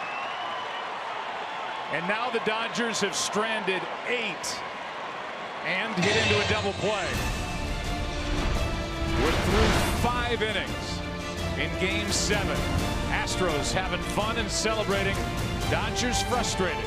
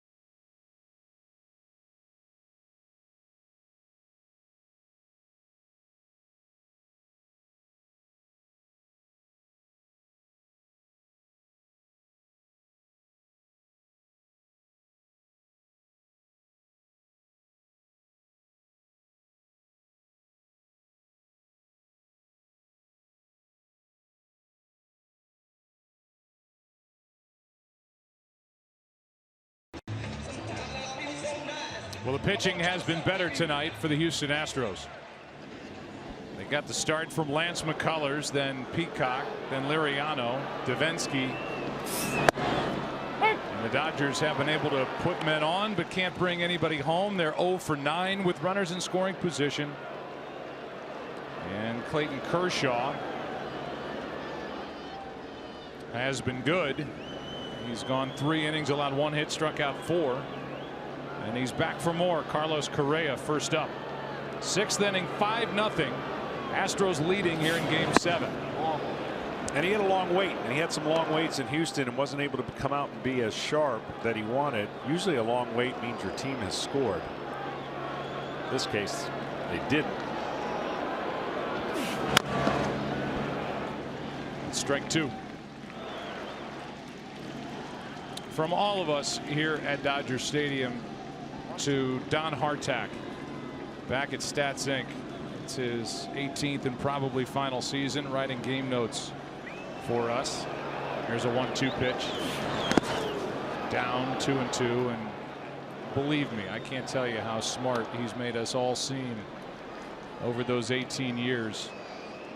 Putting together a packet for every game, worked so hard, and we thank him. I thank him for all he's done for us and for me. 2-2 pitch. Grounded left side, base hit, and Correa's on for the first time tonight.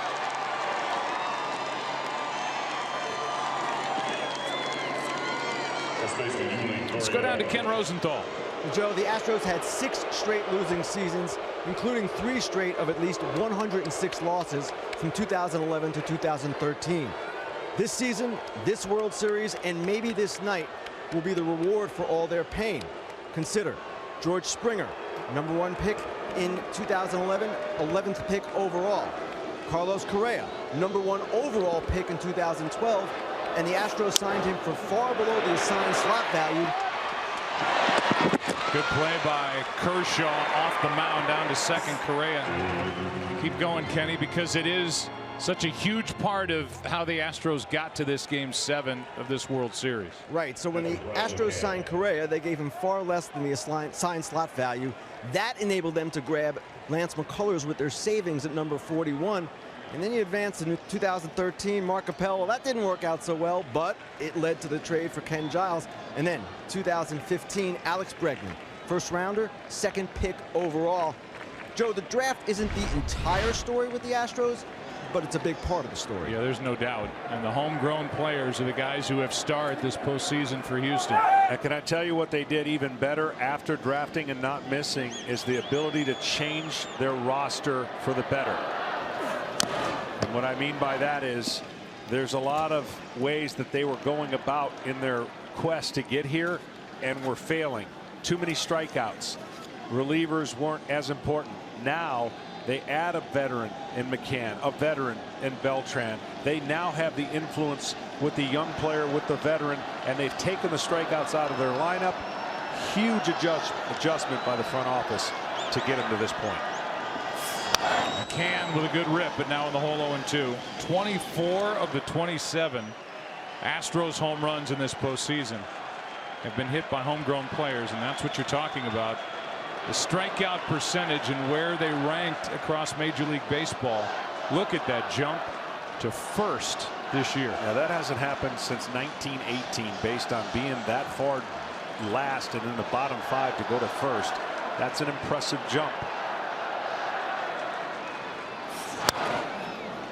They also have a manager in A.J. Hinch, who's in his 3rd year, got the Astros to the postseason in 2015.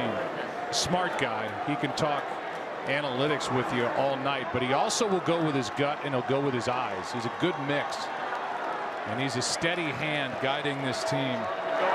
He's done a really good job this postseason, getting the Astros this far, and he has his team leading game 7. Here's a ground ball right side. Tough play. Wow, what a play by Forsythe. Over to third is Correa as Forsythe went a mile and made a long throw to get McCann 2 out. You're not kidding. This is not a typical shift out. Look how far he is, and look how far he's got to go. And when he throws, he's got to throw off balance, but he's got a shortstop throw instead of a second baseman's throw as far as distance. And right on the money to Bellinger. Tremendous play. And now an intentional walk to Marwin Gonzalez. And Reddick wasn't ready to come to the plate. And they're going to bring Gaddis up. And on the flip side, Joe, this team has been assembled for the Dodgers in a different way. A lot of depth, interchangeable parts. Their bullpen has been their strength. Their starter in numbers. Starters have been fantastic. So that's the reason why Dave Roberts and his staff has been able to win the most games in the National League. And yes, they have the highest payroll in baseball. That definitely helps. Well, what happened here is an intentional pass to Marwin Gonzalez. Two guys are on deck. Gaddis was the first to grab a bat and a batting helmet, and he will be the one to hit for Reddick with first and third, 2 out. Then the pitcher's spot would follow, and that would be Cameron Maben if it gets there.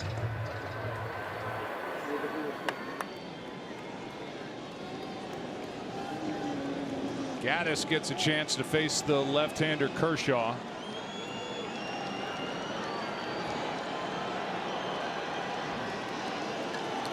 And they're going to walk Gaddis.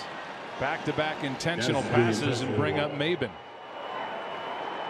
That's confidence in your man on the mound that he's going to throw strikes, and the matchup he likes a little better, which forces AJ to go to another pitcher.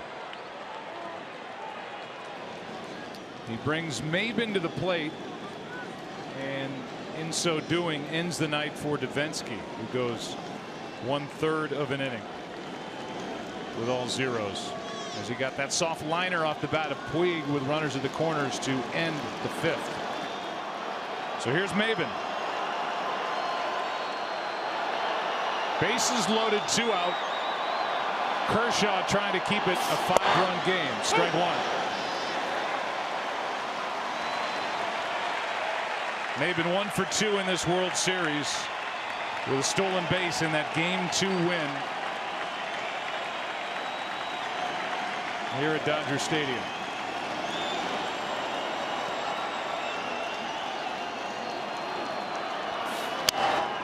Out in front of it, little pop-up on the infield for Turner. And Clayton Kershaw, who did not hand out any intentional walks all year, hands out 2 in the 6th. The Astros strand the bases loaded. Lead by 5. Bottom of the 6th rolls in Game 7, and so does Charlie Morton.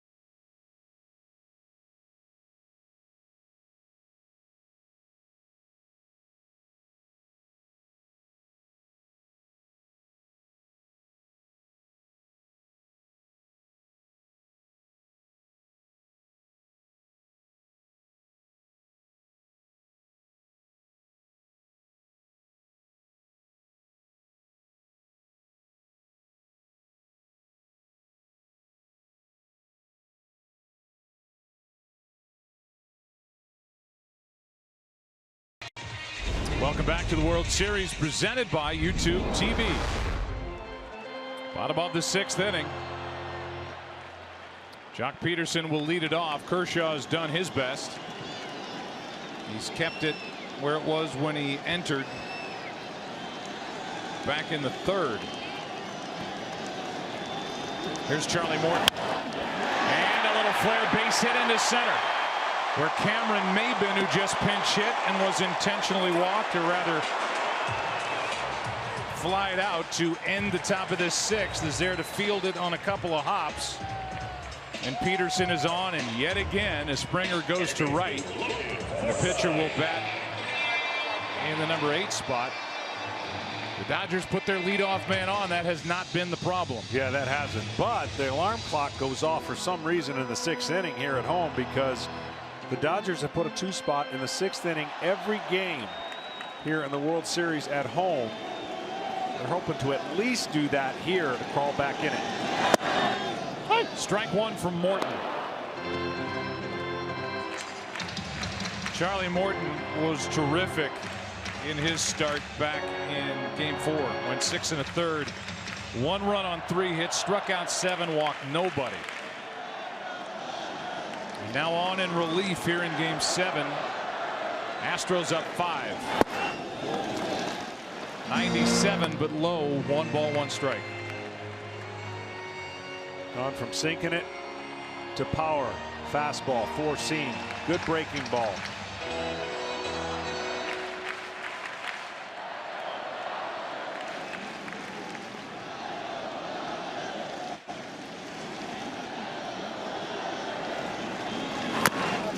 That's strike 2. Meanwhile, you saw Austin Barnes on deck. Then it would be Kershaw's spot.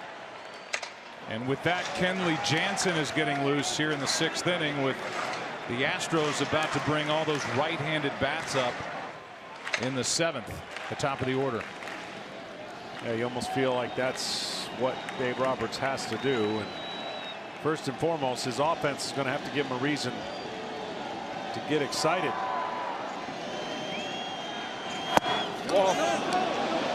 Forsythe checked it. You know what's interesting? Relief appearances made by starters this postseason. There's not a small example. There's actually a large example. And the relievers slash hybrids, you're going to call them starters that come in relievers, have a better ERA than the traditional relievers in their role this postseason. Morton almost hit him with that pitch inside, a full count.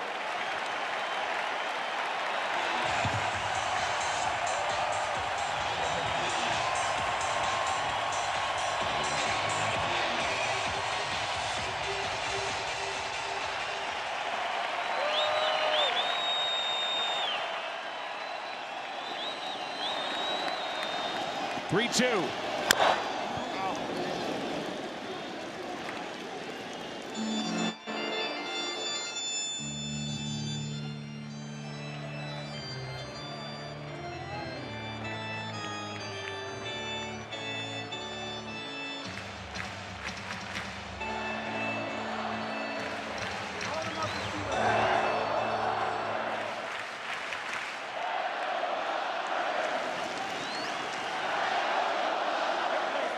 Hey, McCann's going to go out to the mound. This will change in the future, I promise.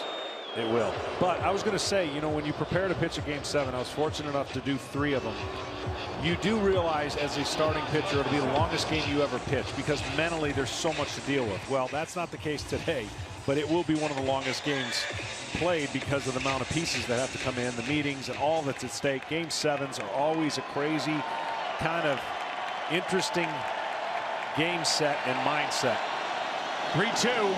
He walked him. 2 on with nobody out for the Dodgers in the 6th.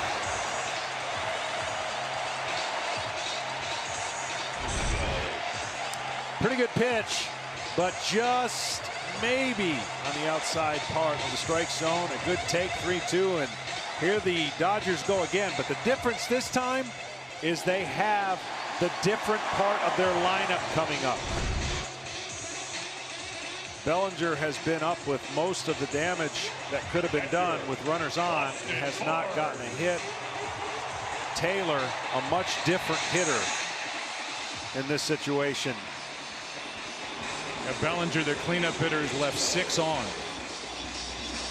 Barnes, if they can get to the top of the lineup where Taylor is, you got to like the Dodgers feeling that they'll have a run or two on the board. A single and a walk, and now Austin Barnes, the number 8 hitter. And catcher takes a strike from Charlie Morton. First year of a 2-year deal for Morton. Longtime Pirate, last year 1 year with Philadelphia, tore his hamstring. Had a career year, had much better stuff in 2017 with Houston.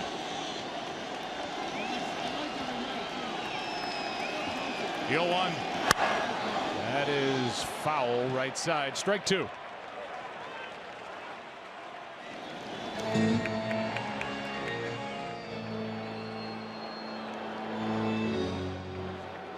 McCann out to talk again. The Dodgers are 0 for 9 with runners in scoring position. Last team to start a World Series Game 7, 0 for 10 with the runners in scoring position. The 79 Pirates, who actually won, beating the Orioles 4-1. Must have hit some homers. Pretty good lineup. Here's the 0-2.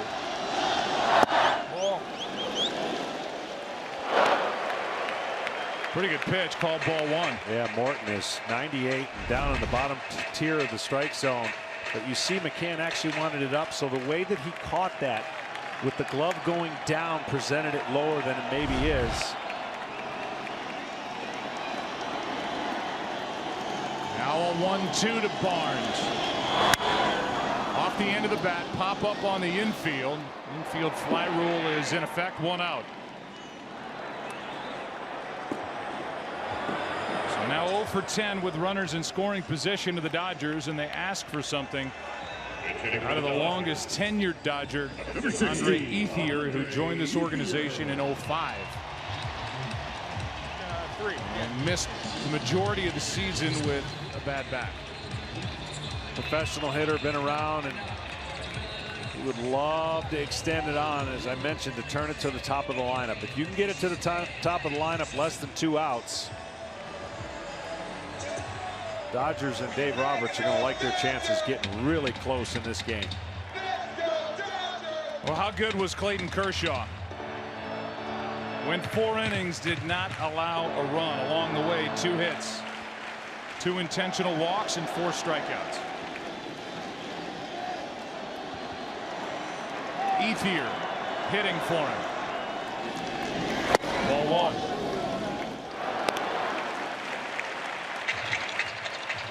And this kind of game, even talking to the managers, you realize that everybody's got a platform to second guess, like you said.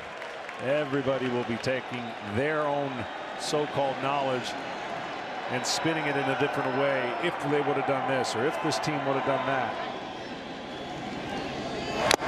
Ethier late with that swing at 98 from Charlie Morton. Strike 1. I can already hear what's going to come down the pipe if the Dodgers don't win. Why didn't you just start Kershaw? 4 innings. He went 4 innings for you. It's a different circumstance. He came in obviously down 5-0 as opposed to coming out of the gate. Ethier to the right side, base hit. Here comes Peterson. He will score. 5-1.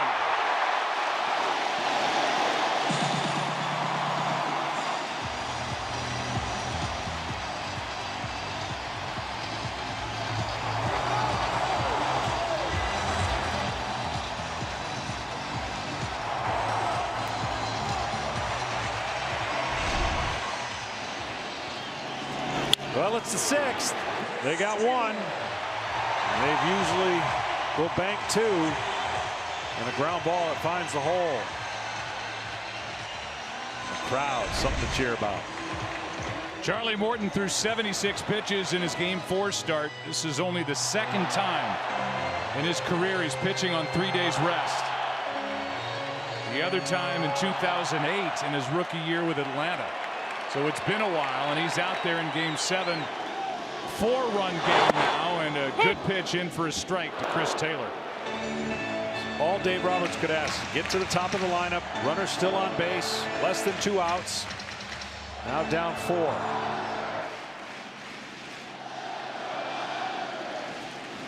Nobody up for Houston in their bullpen at the moment. The 0-1. Good pitch from Morton again. Strike 2. An interesting strategy to walk 2 guys with the bases loaded to force the hand of AJ, and obviously make a pitching change along with a pinch hitter.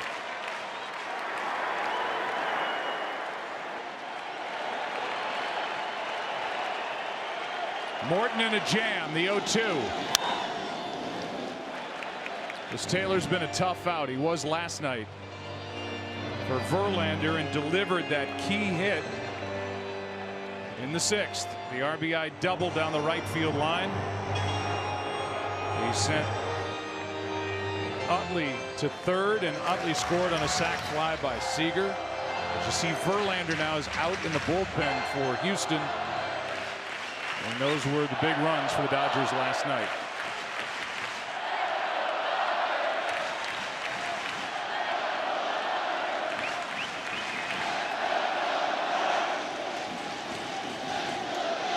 Struck him out.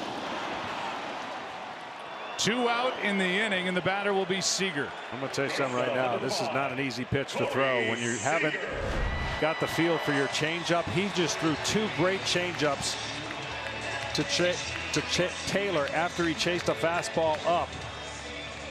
McCann went out, talked to him, and a committed pitch got a result.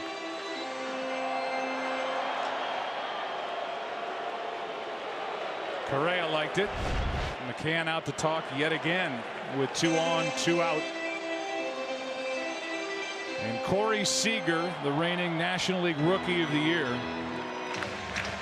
He's hit 1 home run this postseason. It came in this series. 22 on the regular season.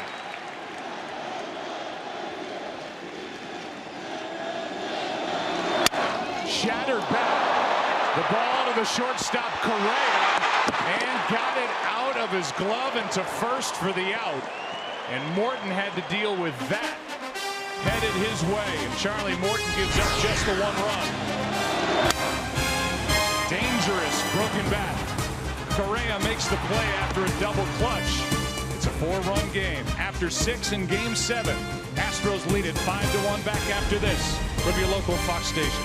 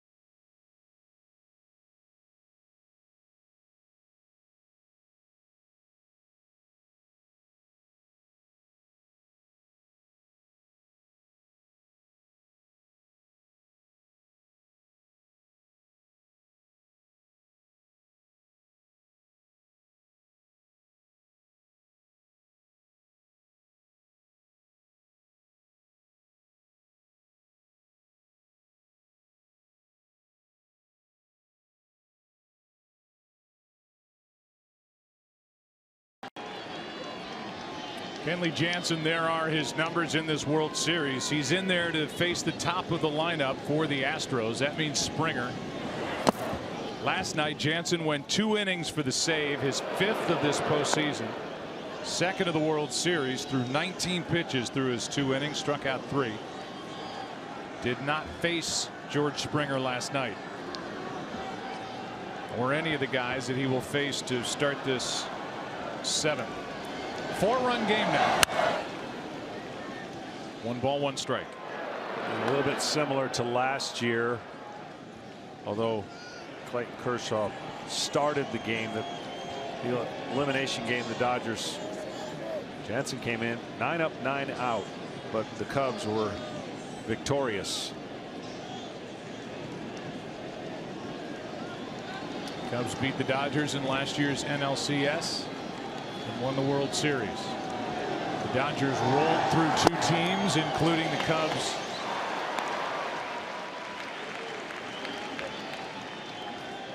After they beat Arizona.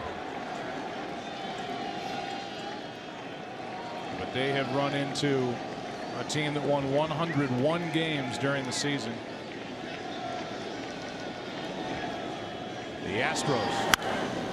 That's fouled back. Springer is 2 for 3 tonight with a double, a run scored, a 2-run home run, and that 2-run home run chased Yu Darvish and really set in motion what we've seen, the domino effect out of the bullpen. Morrow, big weapon, had to be used in the 2nd. Clayton Kershaw had to be used in the middle innings. Now Jansen is in the game in the 7th. 1-2 to Springer. In the air to left center field. On the move, Taylor's got it. 1 away.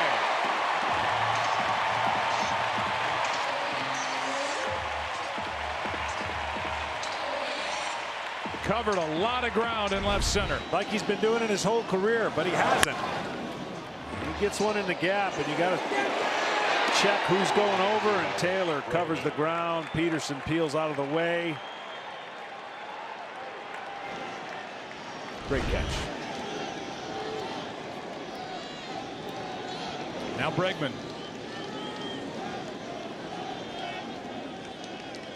It was a good at bat by Bregman that helped both runs in the 1st inning. Strike 1. After the double by Springer, Bregman was up there to move him over to 3rd, grounded to the first baseman Bellinger, who threw wide to Darvish covering. Run scored, put Bregman on. He stole a base and scored on a ground out by Altuve. That's out of play. Strike 2.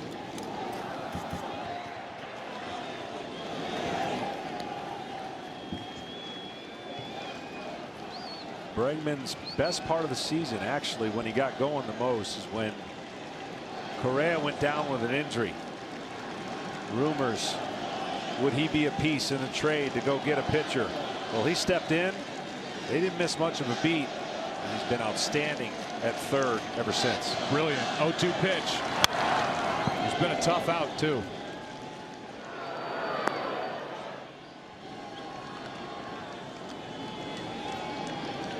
Last night had a hit but did not drive in a run. He had driven in 1 run in each of the first 5 games. Second guy to do that in his first 5 World Series starts. Another 0-2 from Jansen. Foul.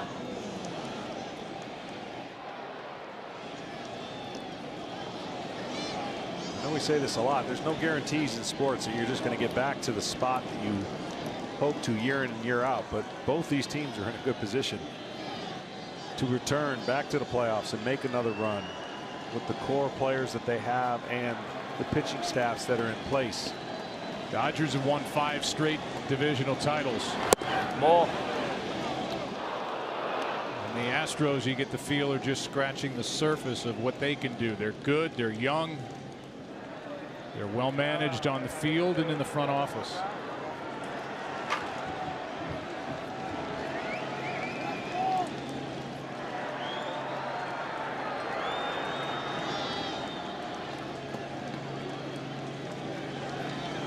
One-two from Jansen. 2-2. shot there of Alex Cora. He will be moving on after this is all said and done. Off to the Red Sox. 3-year deal to manage.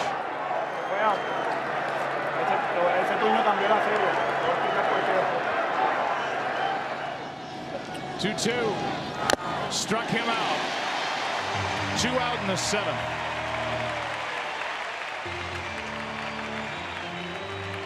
Batter will be Altuve. Junior Home Run Derby allows kids 14 and under to compete for the National Home Run Derby Championship during the 2018 All-Star Week in Washington, D.C. Sign up today to host a free competition in your local community at jrhrd.com. Cora managed in the WBC. And speaking of the WBC, the championship game was here in L.A. Bregman, Gregerson were on the USA team. They won. Correa, Beltran, and P.K. Hernandez were also here. Full circle for Bregman and Gregerson, maybe.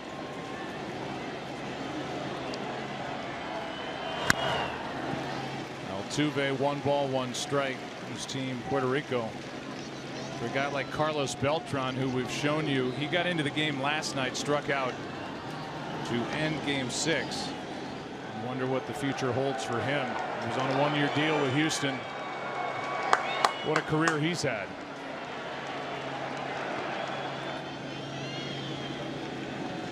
Altuve waits for a 1-1 from Jansen. Ball just inside, ball 2.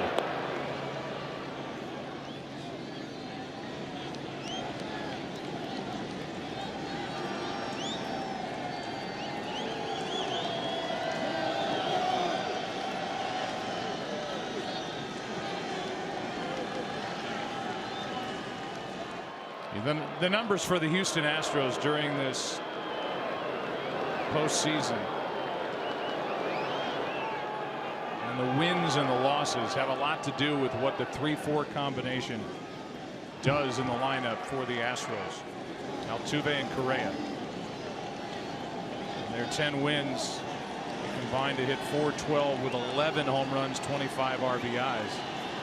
7 losses, 135. With 1 home run and 2 RBIs, and tonight in Game 7 Altuve has an RBI ground out, Correa a single, and that's all.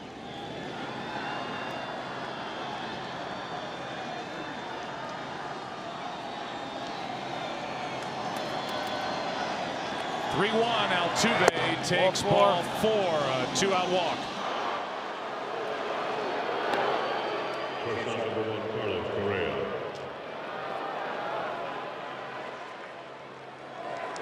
It'll bring in Carlos Correa in the bottom of the 7th inning. After the stretch, it'll be Turner, Bellinger, and Puig.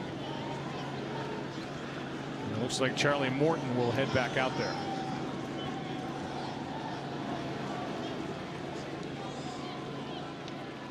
Here are the numbers just to show it to you this way. The average, the home runs, the RBIs, the runs scored. The combined totals for these two during the postseason in wins compared to losses make this team go. They sure do, and for a while I think that's going to be the case.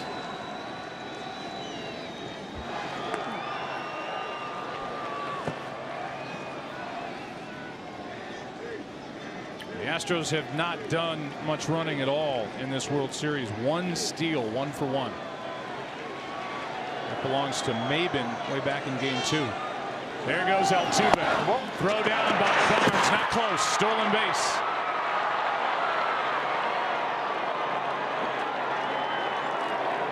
And so Altuve, who not only led the major leagues with his .346 average, but led the ball club with his 32 steals, is into second easily. Power, speed, great defense. He does it all. He really does, and does it all having a really good time at it as well. Stolen base, kind of a lost start. 30 plus the last 6 years for Altuve, and that is foul.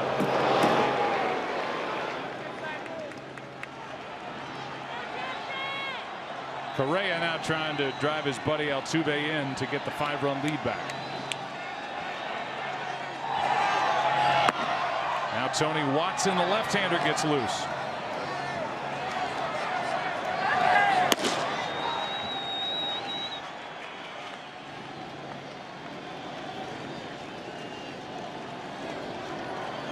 One pitch, popped up. Out behind second base, Seager ends the top of the 7th. Heart of the order coming up for the Dodgers. Game 7 getting late. 5-1 Houston.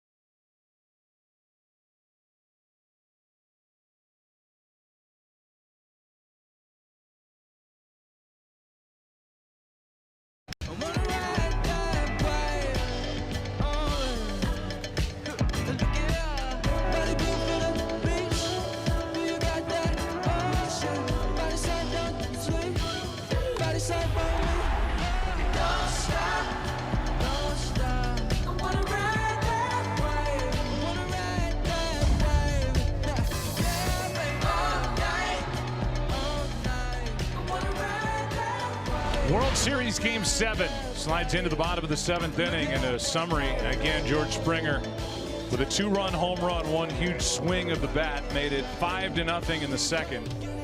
He ties the World Series record with his 5 home runs.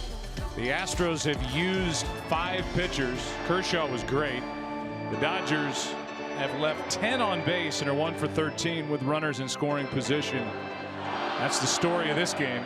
Opportunity for the Dodgers,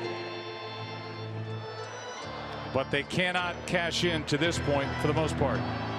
A drought will be ended here tonight. We go back to 2004 and obviously the Red Sox ending their drought. Giants ending theirs in 2010. One of these two will be next. The Astros have never won. They're in their 56th year of franchise history, and the Dodgers haven't won since 1988. The White Sox were on that list, and when they won in 2005, it was at the Astros' expense. When Houston was in the National League, and Justin Turner will walk in 3, 4, and 5 hitters against Charlie Morton, with the Astros up by 4. One thing I have to correct, Cora did not manage. He helped put together the team for Team Puerto Rico. Well, what's going to happen over the last 3 innings of this game? Charlie Morton will have a lot to say about that. The bullpen for the Astros is quiet.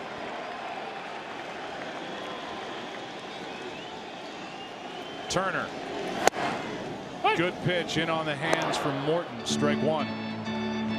You know, regardless of what happens to Morton in this inning and for this game, what the Astros had just found out about Charlie Morton in his postseason last 2 starts will serve them well and him for next year. Yeah, he's got talent. He's got guts. Ball.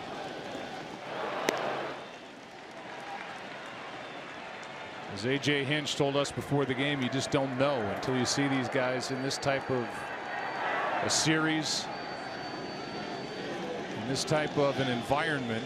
And Morton doesn't seem overwhelmed by the size of his chance as he misses down and away 2-1. 3 of the first 4 reached against Morton last inning, but then a strikeout and a groundout ended the threat.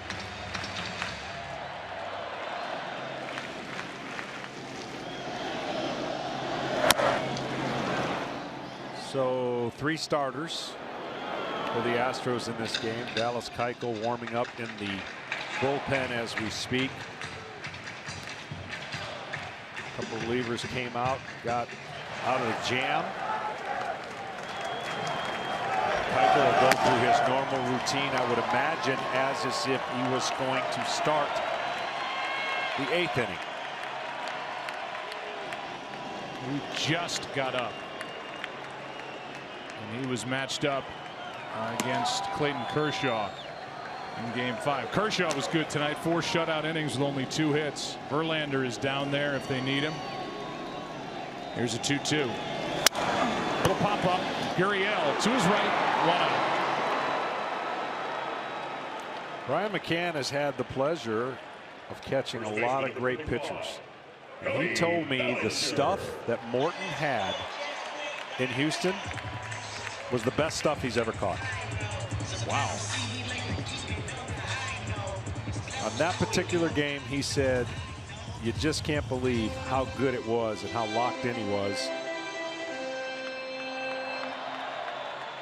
And that, by the way, is a guy that used to catch you. Yeah. 6 1/3, 1 run, 3 hits in that game 4 start. Good tight breaking ball for a strike to Cody Bellinger, who's had a rough night. He has. This game would be a little different, maybe with contact in certain situations.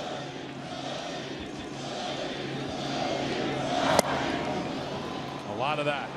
0-2. But you know, this game, even in the greatness of Aaron Judge, as he was in the first half, monster. Then the league exposed him a little bit. He went through a rough stretch and then he adjusted again. Same thing for Bellinger. He'll have to adjust next year to the pitchers who have seen some things in this series. Got him looking. 3rd strikeout of the night for Bellinger. And it's a game of adjustments. A door opens and then it's up to that particular player, pitcher or hitter to close that door. And then you wait for another door to open. And what the Astros are so good at is spinning a baseball, throwing off speed about 50-50 based on their fastball to off speed ratio. And they have exposed Bellinger in this series to a lot of strikeouts. It's an overall postseason record, not just a World Series record for Bellinger. Such a good guy, such a good kid, had a great year, just 22 years old. But he has now struck out 29 times this postseason. And he'll be fine because as the league faces him, they don't have a bunch of guys that are going to be able to do the same thing. So he's going to have his numbers and he's going to learn how to adjust and take from this postseason. I think anybody who comes into this game, there's rare times where you see a young kid just dominate from the beginning, maybe Mike Trout, Albert Pujols, and carry that all the way through without going through some peaks and valleys and struggles. Grew up around the game. His dad Clay played for the Yankees. Here's a grounder to short. Correa takes care of Puig, and that sends us through 7 in game 7. The Astros will bat 8th inning now. 5-1 Houston.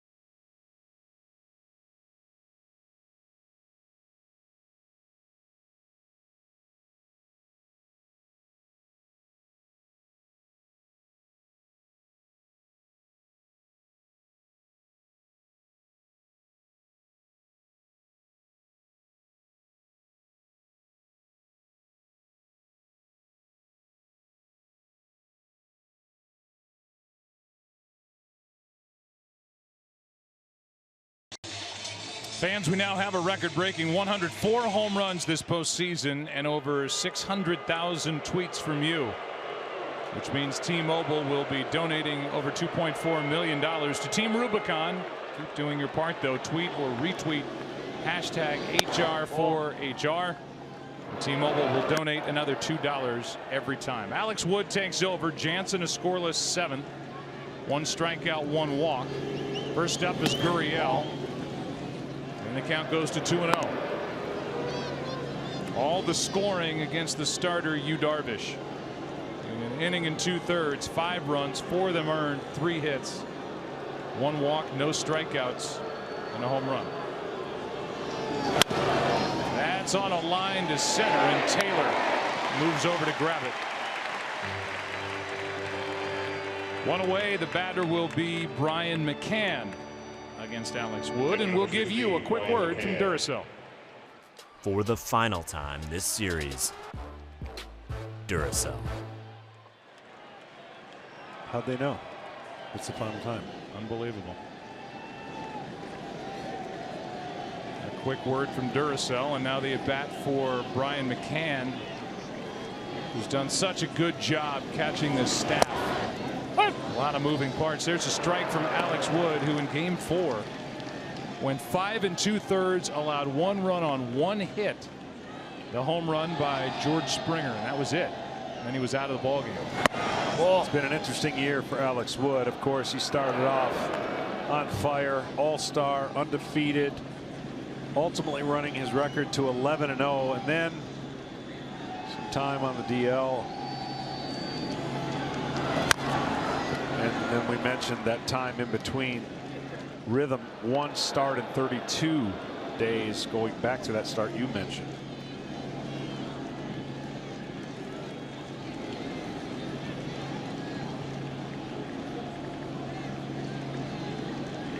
McCann tonight 0 for 2 with a walk and a run scored. Got him over the outside corner, and Tom Verducci, the city of Houston and that area of Texas has been through so much.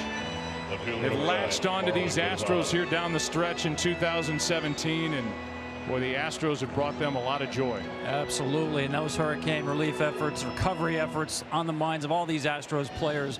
When you walk into their clubhouse at Minute Maid Park, on the bulletin board where the daily lineup is posted, there's a picture of a car submerged underneath an overpass. A lot of players have hurricane damage photos in their lockers, including Carlos Correa, who has them at eye level. He told me I put it there and I look at it every day. If I have a bad day, 0 for 4, and want to throw my glove in my locker, I just think of what all these people have gone through. He said if we can give them 3 or 4 hours a night of joy, a little bit of happiness, we're doing our part. Right now, we're trying to give them a lifetime of joy. Yeah, there's no doubt, and as you pointed out the other night, they've lost only 3 times at home at Minute Maid Park since Hurricane Harvey made landfall toward the end of August. What an incredible home field advantage it's been throughout this postseason for the Astros, and one of the noisiest stadiums, forget baseball stadiums, noisiest stadiums I've ever stepped into. Yeah, it's been an eerily similar year for both of these teams. How hot of the start, a little bit of a lull, and then finishing up strong and really running through the playoffs to this point. And a loud Minute Maid Park helped that team. That's outside. They came back needing to win back-to-back games against the Yankees to get to the World Series. They did that. And now here they are, outs away from their first World Championship in franchise history. Still 2-2 on Marwin Gonzalez. And even though their team is gone and out here in Los Angeles, the fans are packed in at Minute Maid Park watching their Astros play here in Game 7, as they were doing last night in Game 6.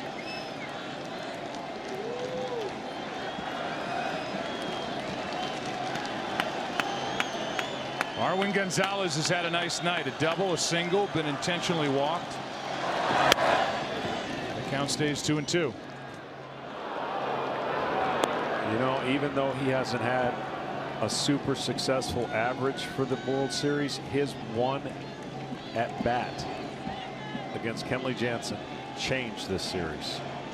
An 0-2 pitch that he rode out of the ballpark into left center field to tie game 2. The Astros won it in 11. Scoreless inning put up by Alex Wood. And earlier to the Springer home run. Way back in the 2nd. Celebrating.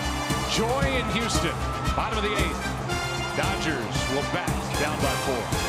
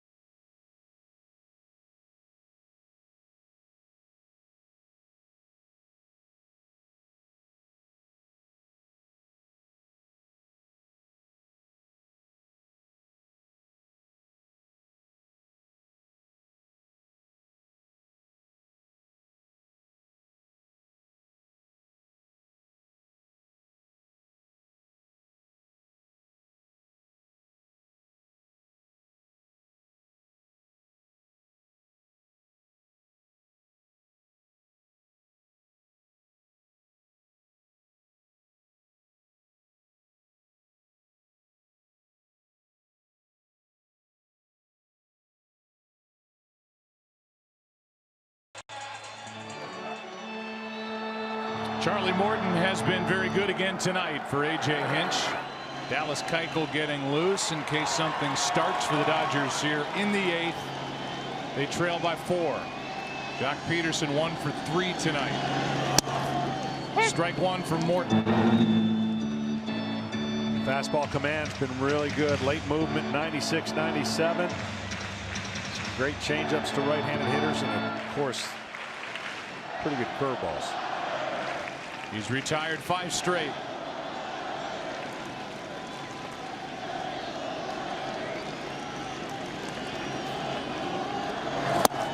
Out in front of it is Peterson, and now backed up on the count 0-2.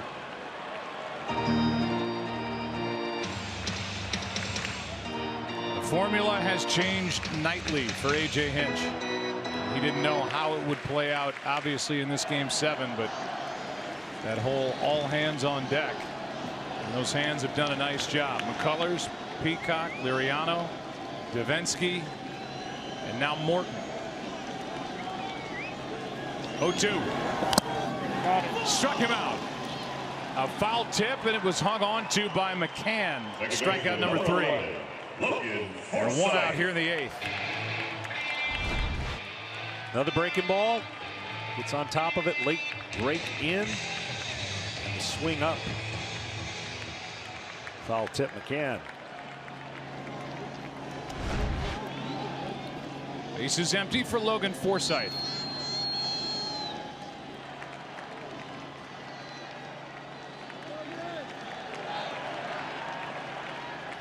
With one out, Morton deals, and that's a strike. You think about the Dodgers and how this has kind of played out. The game one, the traditional Dodgers style. 3 pitchers, they win. Game 2, they had to go to 9. They lost. 5 in game 3, they lost. Only 4 in their win, 7 in their loss. And in their last win on game 6, 5 was the number. From Hill to Morrow to Watson to Maeda to Jansen. Watson got the win tonight. Darvish couldn't go 2. And the dominoes started to fall early. The 1-1. Upstairs, 2-1.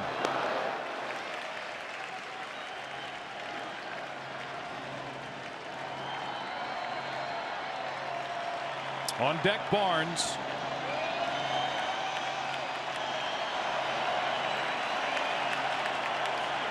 And then the pitcher's spot. 2-1. Right side, it will get out of play. This crowd is trying so hard. They're doing their part and trying to get this mode turned around. Momentum somehow, some way turned in their favor.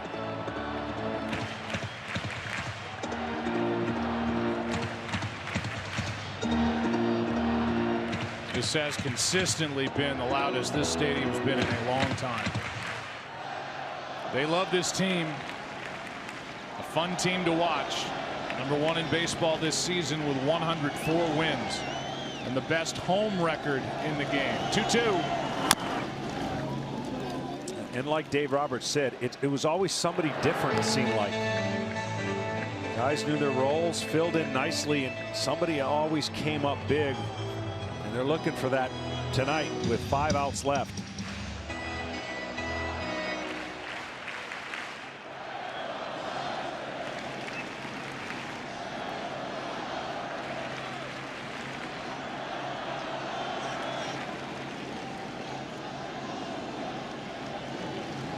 Dodgers have stranded 10 men on base tonight. Here's a fly ball into right. Springer over to grab it. 2 down. Early missed opportunities to jump back into this game and put pressure on this Houston bullpen. That'll be talked about after this game for the Dodgers as well, if they fail to rally. Now Austin Barnes with 2 out, nobody on. No doubt. I mean, they had golden opportunities. When you're down 5-0 in the World Series game 7, that will deflate a lot of people and certainly put your offense at a disadvantage in how you strategically go about scoring runs. Yes. But they came right back, and in every inning there for a while they had a chance to get right back in it and just couldn't get that hit. You know, you wonder where this game is headed pitching wise for A.J. Hinch, and if history tells you anything, well, if Morton, who's throwing great, gets Barnes here, A.J. Hinch has proven he will ride the hot hand and not just automatically go to somebody else in the bullpen. He did that with McCullers in the ALCS. He did that with Peacock in game 3 of this World Series. He sure did, and I'm telling you, it's the reason they're in this position. Here's one into right center field. Maben to his left. How about Charlie Morton? Outstanding through 3 innings, and he might get another. We go to the 9th inning of game 7. Astros lead it 5-1.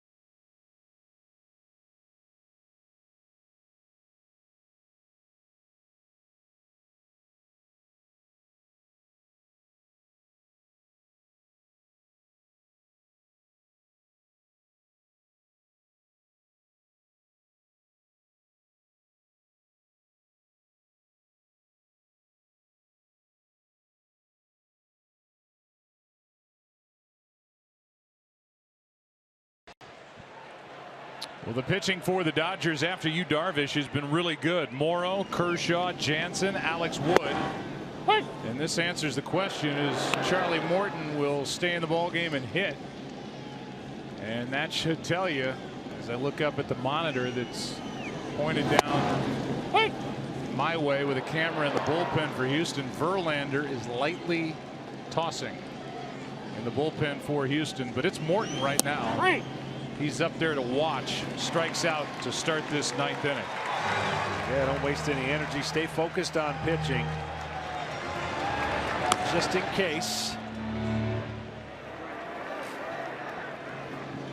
I mean, the job that A.J. Hinch has done, Number 3, Cameron Maynard, showing his ability to maneuver, cajole, manipulate, an overworked and seemingly outgunned bullpen in this World Series has been really impressive. It has. And I can tell you, going into this series, the bullpen matchups way favored the Dodgers. I mean, it wasn't close. That was their strength. That was where they were flexing their muscles. And unfortunately for the Dodgers, had it stayed in Game 2 the way that they had hoped, it would be a much different series. But because the Astros got to their bullpen and because the starters haven't gone deep enough for the Dodgers, those middle 3 games, that bullpen was not the same. They were exhausted. Wood gets it by the bat of Maben. His second at bat. He's 0 for 1. He came on and pinch hit, fouled out to third with the bases loaded in the 6th. And now, after being up on the count 2-0, it's 2-2.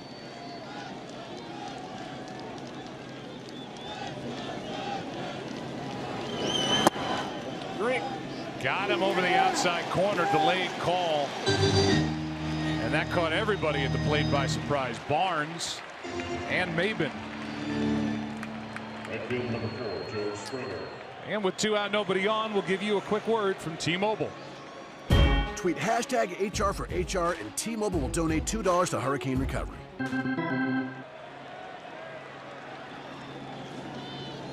So with 2 out, nobody on, back to the top, and here's Springer. All right.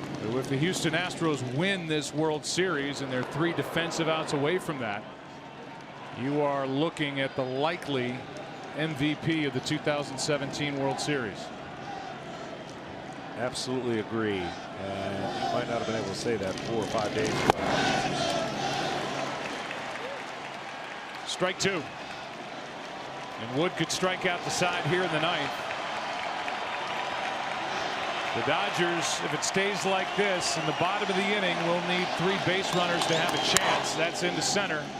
And we are headed to the bottom of the 9th. Last chance for the Dodgers. Back to work, Charlie Morton. He'll try to end it. 5-1 Houston. Bottom of the 9th in Game 7.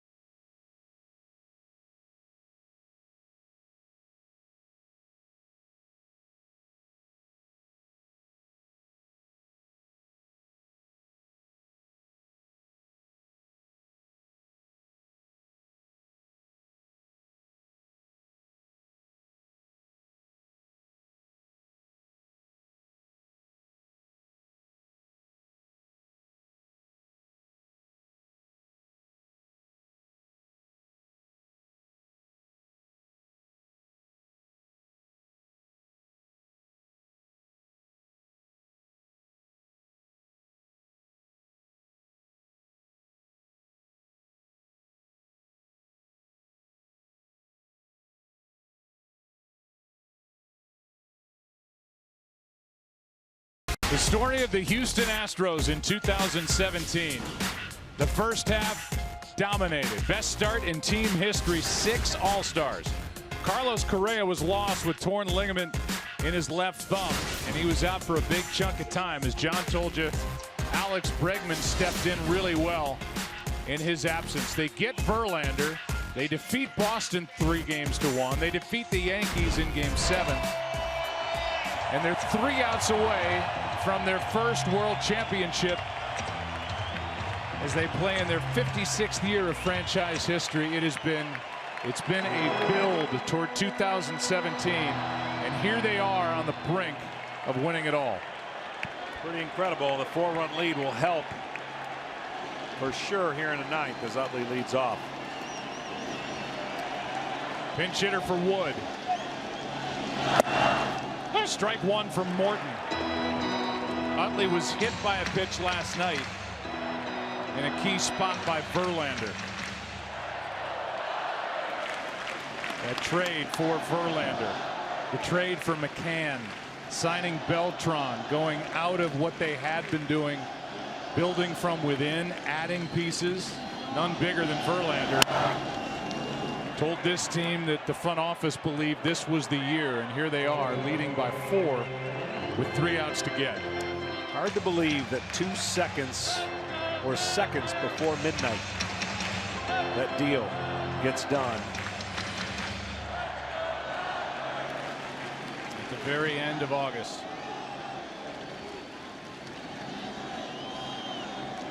Here's the 0-2. Utley strikes out on a pitch down and in. 1 out in the 9th. 4 strikeouts from Morton. Morton, if he finishes the next 2 outs, it will not be a save. It'll actually be a win for Morton. Discretion of the score to give the win to somebody who doesn't qualify. It would be a big effort here tonight, because I will guarantee you, when A.J. Hinch brought Charlie Morton in, the odds were not good that Morton would finish this game for Houston.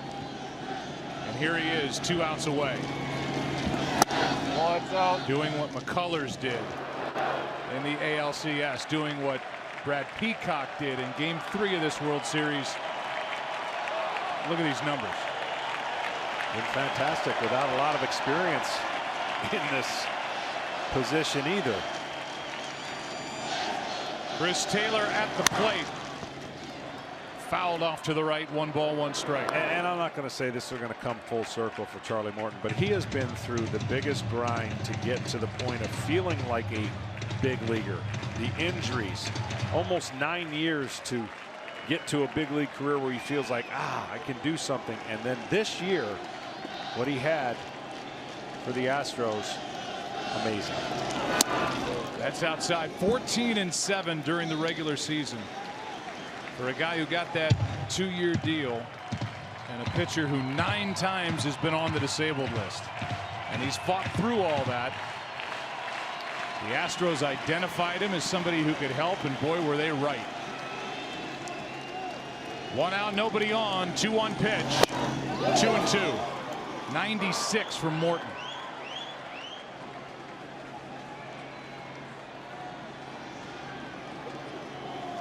He started. McCullers. Peacock picking up big outs again here tonight. Liriano got an out. Davinsky. Since then, it's Charlie Morton. His 2-2 pitch. Broken bat. Altuve comes to get it. 2 out.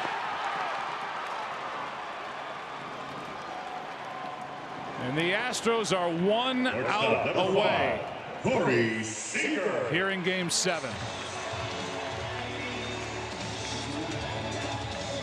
The batter will be Corey Seager. And for the Dodgers, they will look at the heart of their lineup. A lot of outs. The Astros have been able to contain Justin Turner and expose the rookie Cody Bellinger, who struck out 17 times in this World Series. That's a record. What's interesting to me, Brian McCann, a perennial all-star in the National League, went over to the Yankees, was going to be part of the Yankees' success. Traded over here because of the Sanchez success. Here's a ground ball right side, could do it. The Houston Astros are world champions for the first time in franchise history.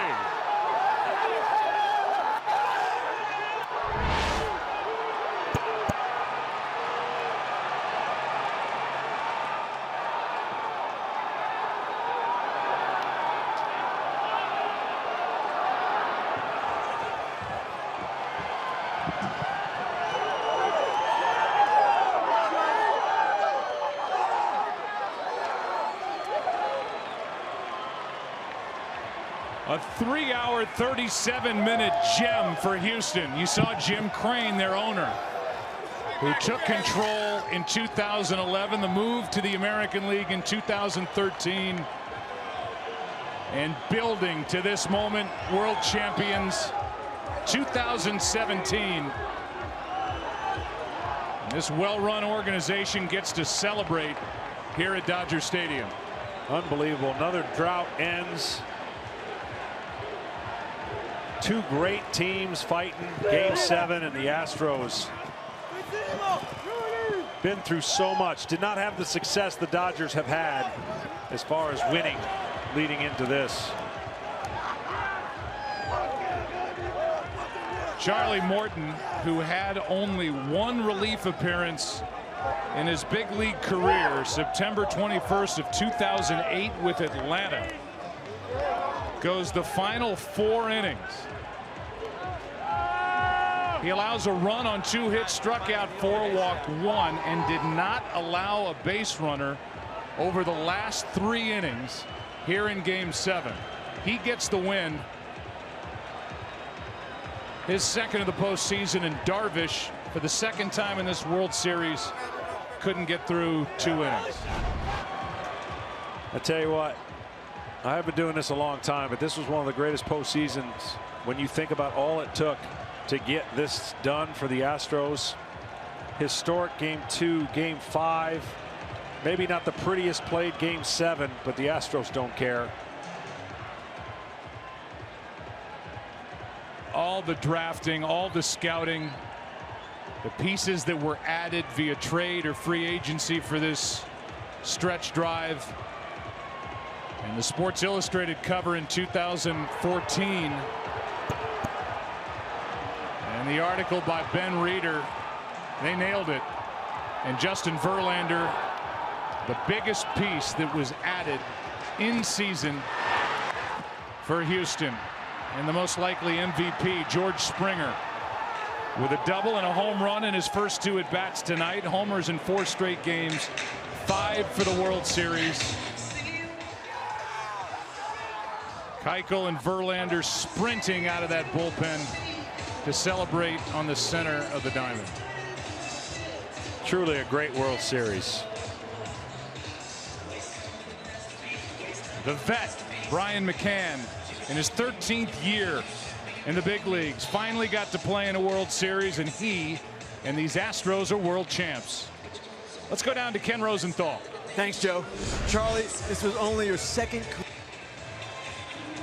Like being on the mound in the 9th inning, knowing you were closing out the Astros' first World Series title. Well, the guys came out and put runs on the board, and we held down a really tough lineup, and you know, I don't know, it hasn't really sunk in, but I don't know, I felt pretty good. I thought early on I was just kind of amped up. I was overthrown a little bit, but settled in a little bit and started making some pitches. Charlie, you've been through so much. Surgeries, injuries, disappointments. What does this moment mean to you? I'm just so thankful. I'm so thankful to the Astros organization for giving me a chance and believing in me, and you know, for my teammates, for the city of Houston. You know, it's just unbelievable. Charlie, thanks very much. Congratulations. Now over to Tom Verducci. Thanks, Ken. Jose Altuve, I want you to repeat what you just told me, because a lot of people in Houston want to hear it. Hey, I cut the last out from the Houston Astros. becoming world champion. It was a ground ball to me. I threw the first, and I think this is the happiest moment in my life in baseball. I got to ask you, because you've been here a long time, you endured 3 years losing more than 100 games. When did you believe a night like this would be possible for the Astros? I mean, I always believe that we can make it, and I thank God for the opportunity to be here in a Game 7, and we won the Game 7. So I thank God for the opportunity to become World Series champion. You know, I think we deserve it because every single guy did something to help us to get over here. You guys went 18-3 down the stretch at home at Minute Maid Park. You went 3-0 in elimination games. What would you like to tell your fans back in Houston watching right now? That we did this for them. You know, I know it's been a lot going on in Houston since last year, but this is because of them. They are the biggest reason why we're here playing every day. Congratulations, you're a world champion. Thank you, thank you. Back to Ken Rosenthal. Thank you, Tom. Lance, started this game, shutout innings. Yeah. What was it like came for you? across. Man, I came into this game. I knew yesterday I didn't have much. You know, I knew I didn't have much to give other than just trying to gut it out as long as I could. You know, the team knew. You know that I know it was a short leash, but everyone was ready to go in the bullpen today. I mean, you saw all of our best guys come out of there, and you know, I gutted it out as long as I could. This is crazy. What do you think this means to the city of Houston? I don't think you can put it into words what it means to the people of Houston. Man, this is, we wore that patch and we wore it proudly. And the people of Houston were never far from our minds. We know they're at Minute Maid watching. You know, they were going crazy for us. I mean, we saw the flat, you know, on TV, they're taking the Minute Maid, and they deserve this as much as we do, man. And we're gonna party hard. How about Peacock and Charlie Morton? Yeah, man, like I said, everyone was ready to go. You know, Brad came in, you know, kept those runs off the board that I left on the bases. You know, pitched well. Liriano came in, got a huge out with Bellinger. Debo came in, did a great job with Puig, and then Morton took the rest of the way. And hats off to the Dodgers, man. They're an unbelievable team. They're well coached.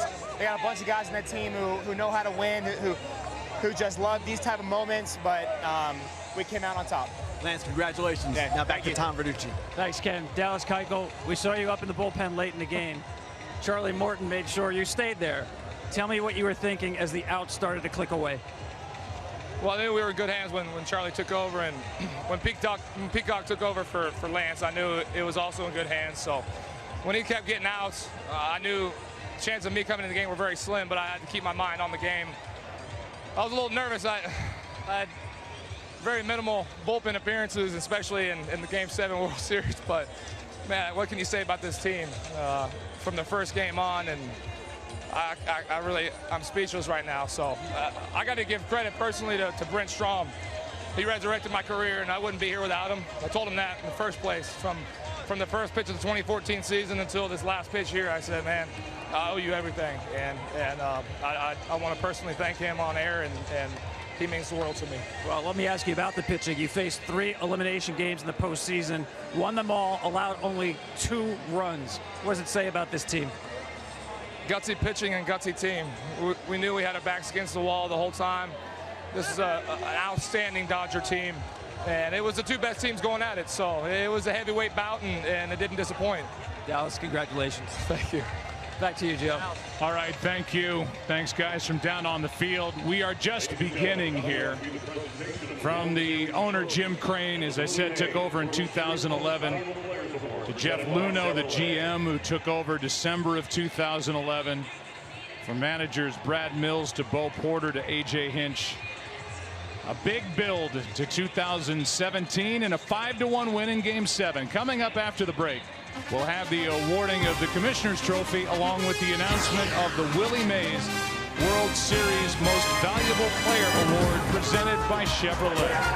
The Astros celebrate their first World Championship in franchise history. From the Colt 45s in 1962 to the Houston Astros of the American League in 2017. A 5-1 win tonight. A 4-3 win in the series and a championship to celebrate. Back after this.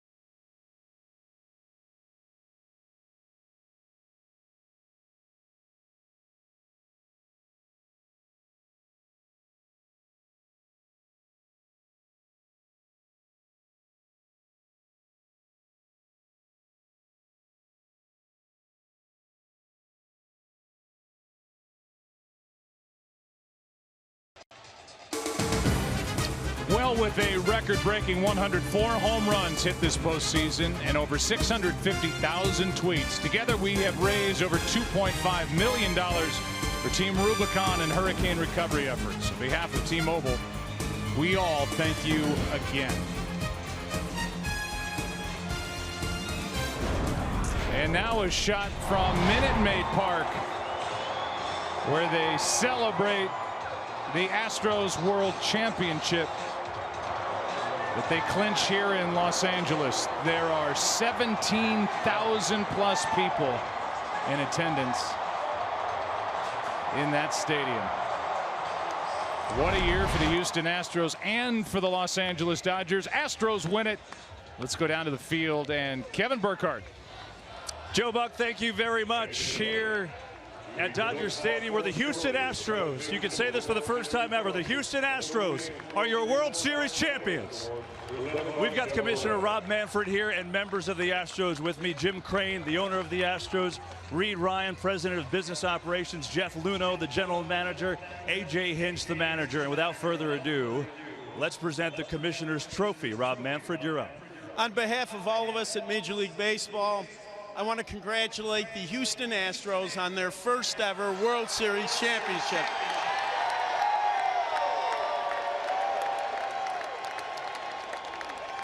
Over the course of this great 7-game series, we really did see that Houston's strong. So without further ado,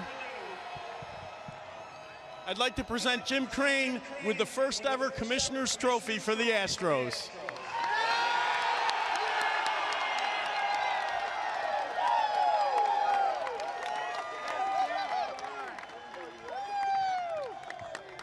Jim, I'm sure this feels amazing. With everything back in Houston this community has gone through with the hurricane, and obviously they rallied behind this team. What does it mean for you, for this team, for this community? Well, this one's for Houston back there at home in the region. Got hit hard, and everybody was behind us. The guys picked up on it. And, you know, we played a great Dodgers team today. Congratulations to Mark and his great squad. But these guys played hard. I want to thank the commissioner and his staff for the great job they do in the World Series, and we're just so happy for everybody. I'll let these guys talk about the team because Jeff built the team and AJ managed the heck out of it. So congratulations, guys. Well, congratulations to you, Jim, as well. Let's bring in Jeff. Jeff, come on in. First of all, tell us who's on your shoulder here. My son, Henry. He's excited to be here. What's up, Henry? Jeff, for you took over as general manager a few years ago. You went through some rough times, obviously, a team that lost 100 games a couple times, and now you're all the way at the top. So what's the most gratifying thing about this entire process? Everybody that was involved, we had some rough years, but we stuck to our plan. I want to thank ownership for supporting us the whole way, giving us the freedom to go out and get this group of players. You know, we did it. We knew we had a plan that could get us here, and we got it. World Championship. You sure did. Congratulations. Thank you. Let's bring in the manager. AJ, come on over. What is this emotion running through your body right about now? You know what, Houston? We're a championship city.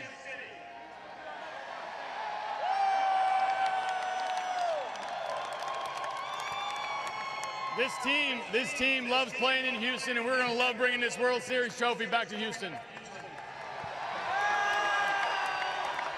AJ, did you feel that responsibility after the storm? Obviously, the community rallied around you, but did you feel the responsibility of carrying the community with you? You know, we take great pride in being there for Houston at that time. Obviously, they responded by falling in love with this team. Our September was incredible. October was even better. In November, we're pretty good. I have to ask you how this team is so resilient. I mean, you could talk about the whole year, you could talk about the playoffs, but just in this series alone, I mean, especially games 2 and 5, you kept coming back off the mat. How? You know, this is one of the best World Series of all time, and it's because of these players. These players back here never stop, they never quit, and they're always going to be called champions. How did you keep everyone so calm coming into a Game 7? Oh, we weren't calm. We weren't calm at all. We wanted to win from pitch 1. George Springer leads off with a double, and off we went. Before I let you go, tell me how this sounds. You could say it for the first time with me. The Houston Astros are World Series champions. Feels pretty good to me. Congratulations, AJ. Thank you. Joe Buck, let's go back upstairs to you for now. 5-1 is the final here in Game 7. Morton so good out of the bullpen. Darvish started and could not get through 2. The Astros jumped all over him. The top run-producing offense in baseball. And it has been a long wait for Houston and for these Astros. They get it done here tonight.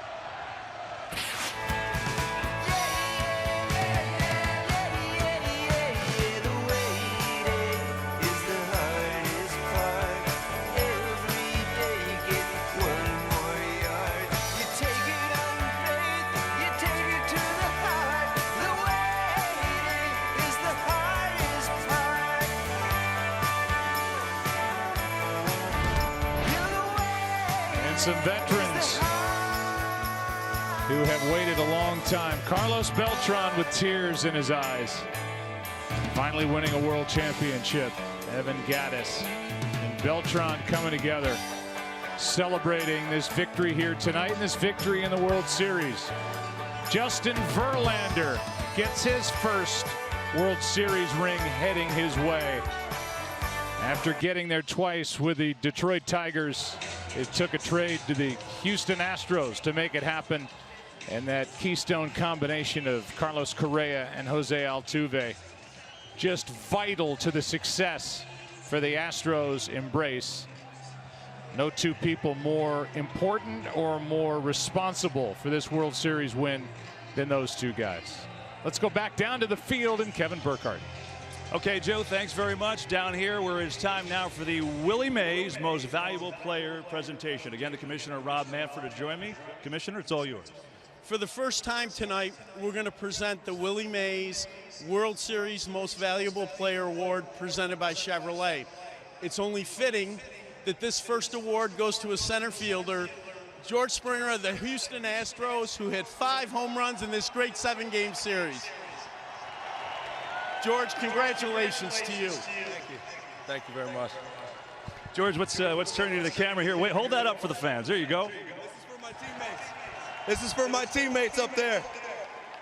I wouldn't be here without any of you guys. I love every single one of you, from the coaching staff to the training staff, even Marwin Gonzalez. I love y'all.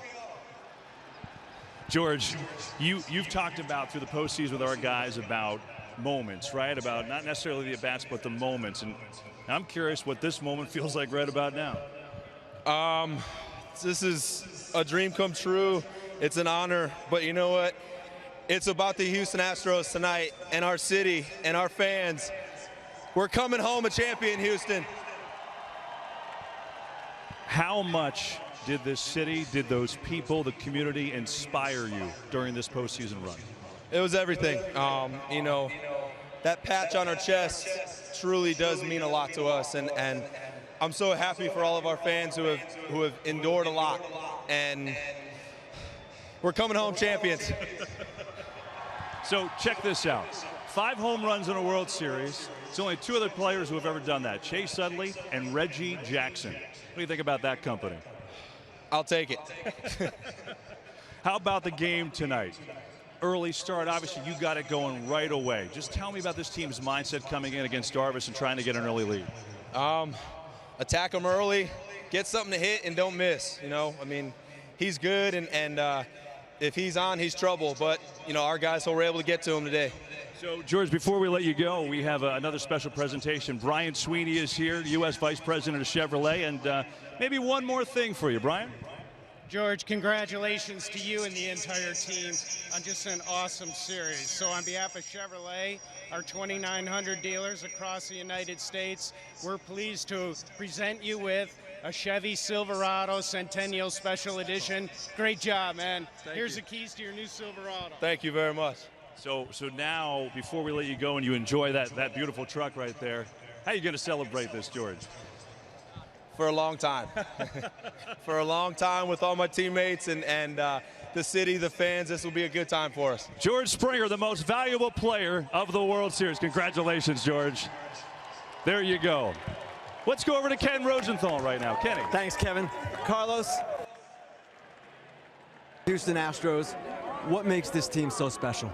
You know, since we met in spring training, our main goal was to win a championship. And, you know, every single day in the clubhouse, we gather up as brothers, and, you know, you can see the results right now. Great baseball. We were able to accomplish the dream of... Houston was on your mind. I know Puerto Rico is on your mind.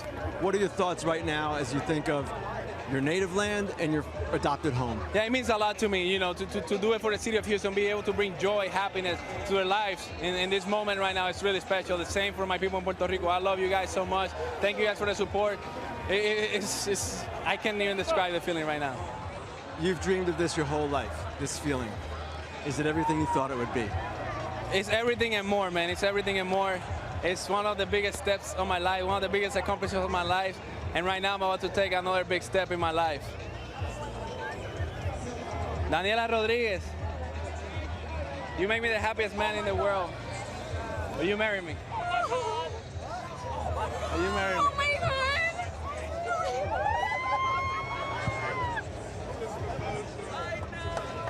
Let me put it on you.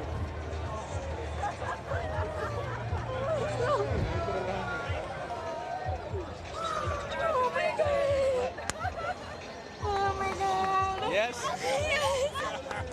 It goes like this.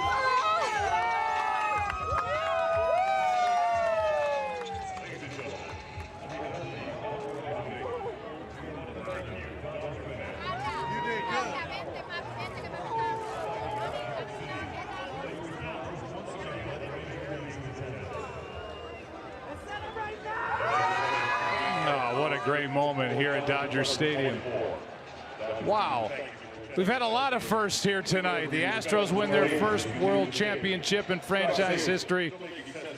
And we've got a marriage proposal. She said yes, and congratulations to the Correas. The Correas to be. And whether it's Marwin Gonzalez or the MVP George Springer, this has been some team effort. Jose Altuve, manager AJ Hinch. There's Alex Bregman. He stepped to the center of the stage and performed so well in the spotlight. Such a well-made team put together. And the vet, Carlos Beltran. What a way in his one-year deal returning to the Astros for this season to end. Congratulations to the Houston Astros and to George Springer, this year's World Series MVP.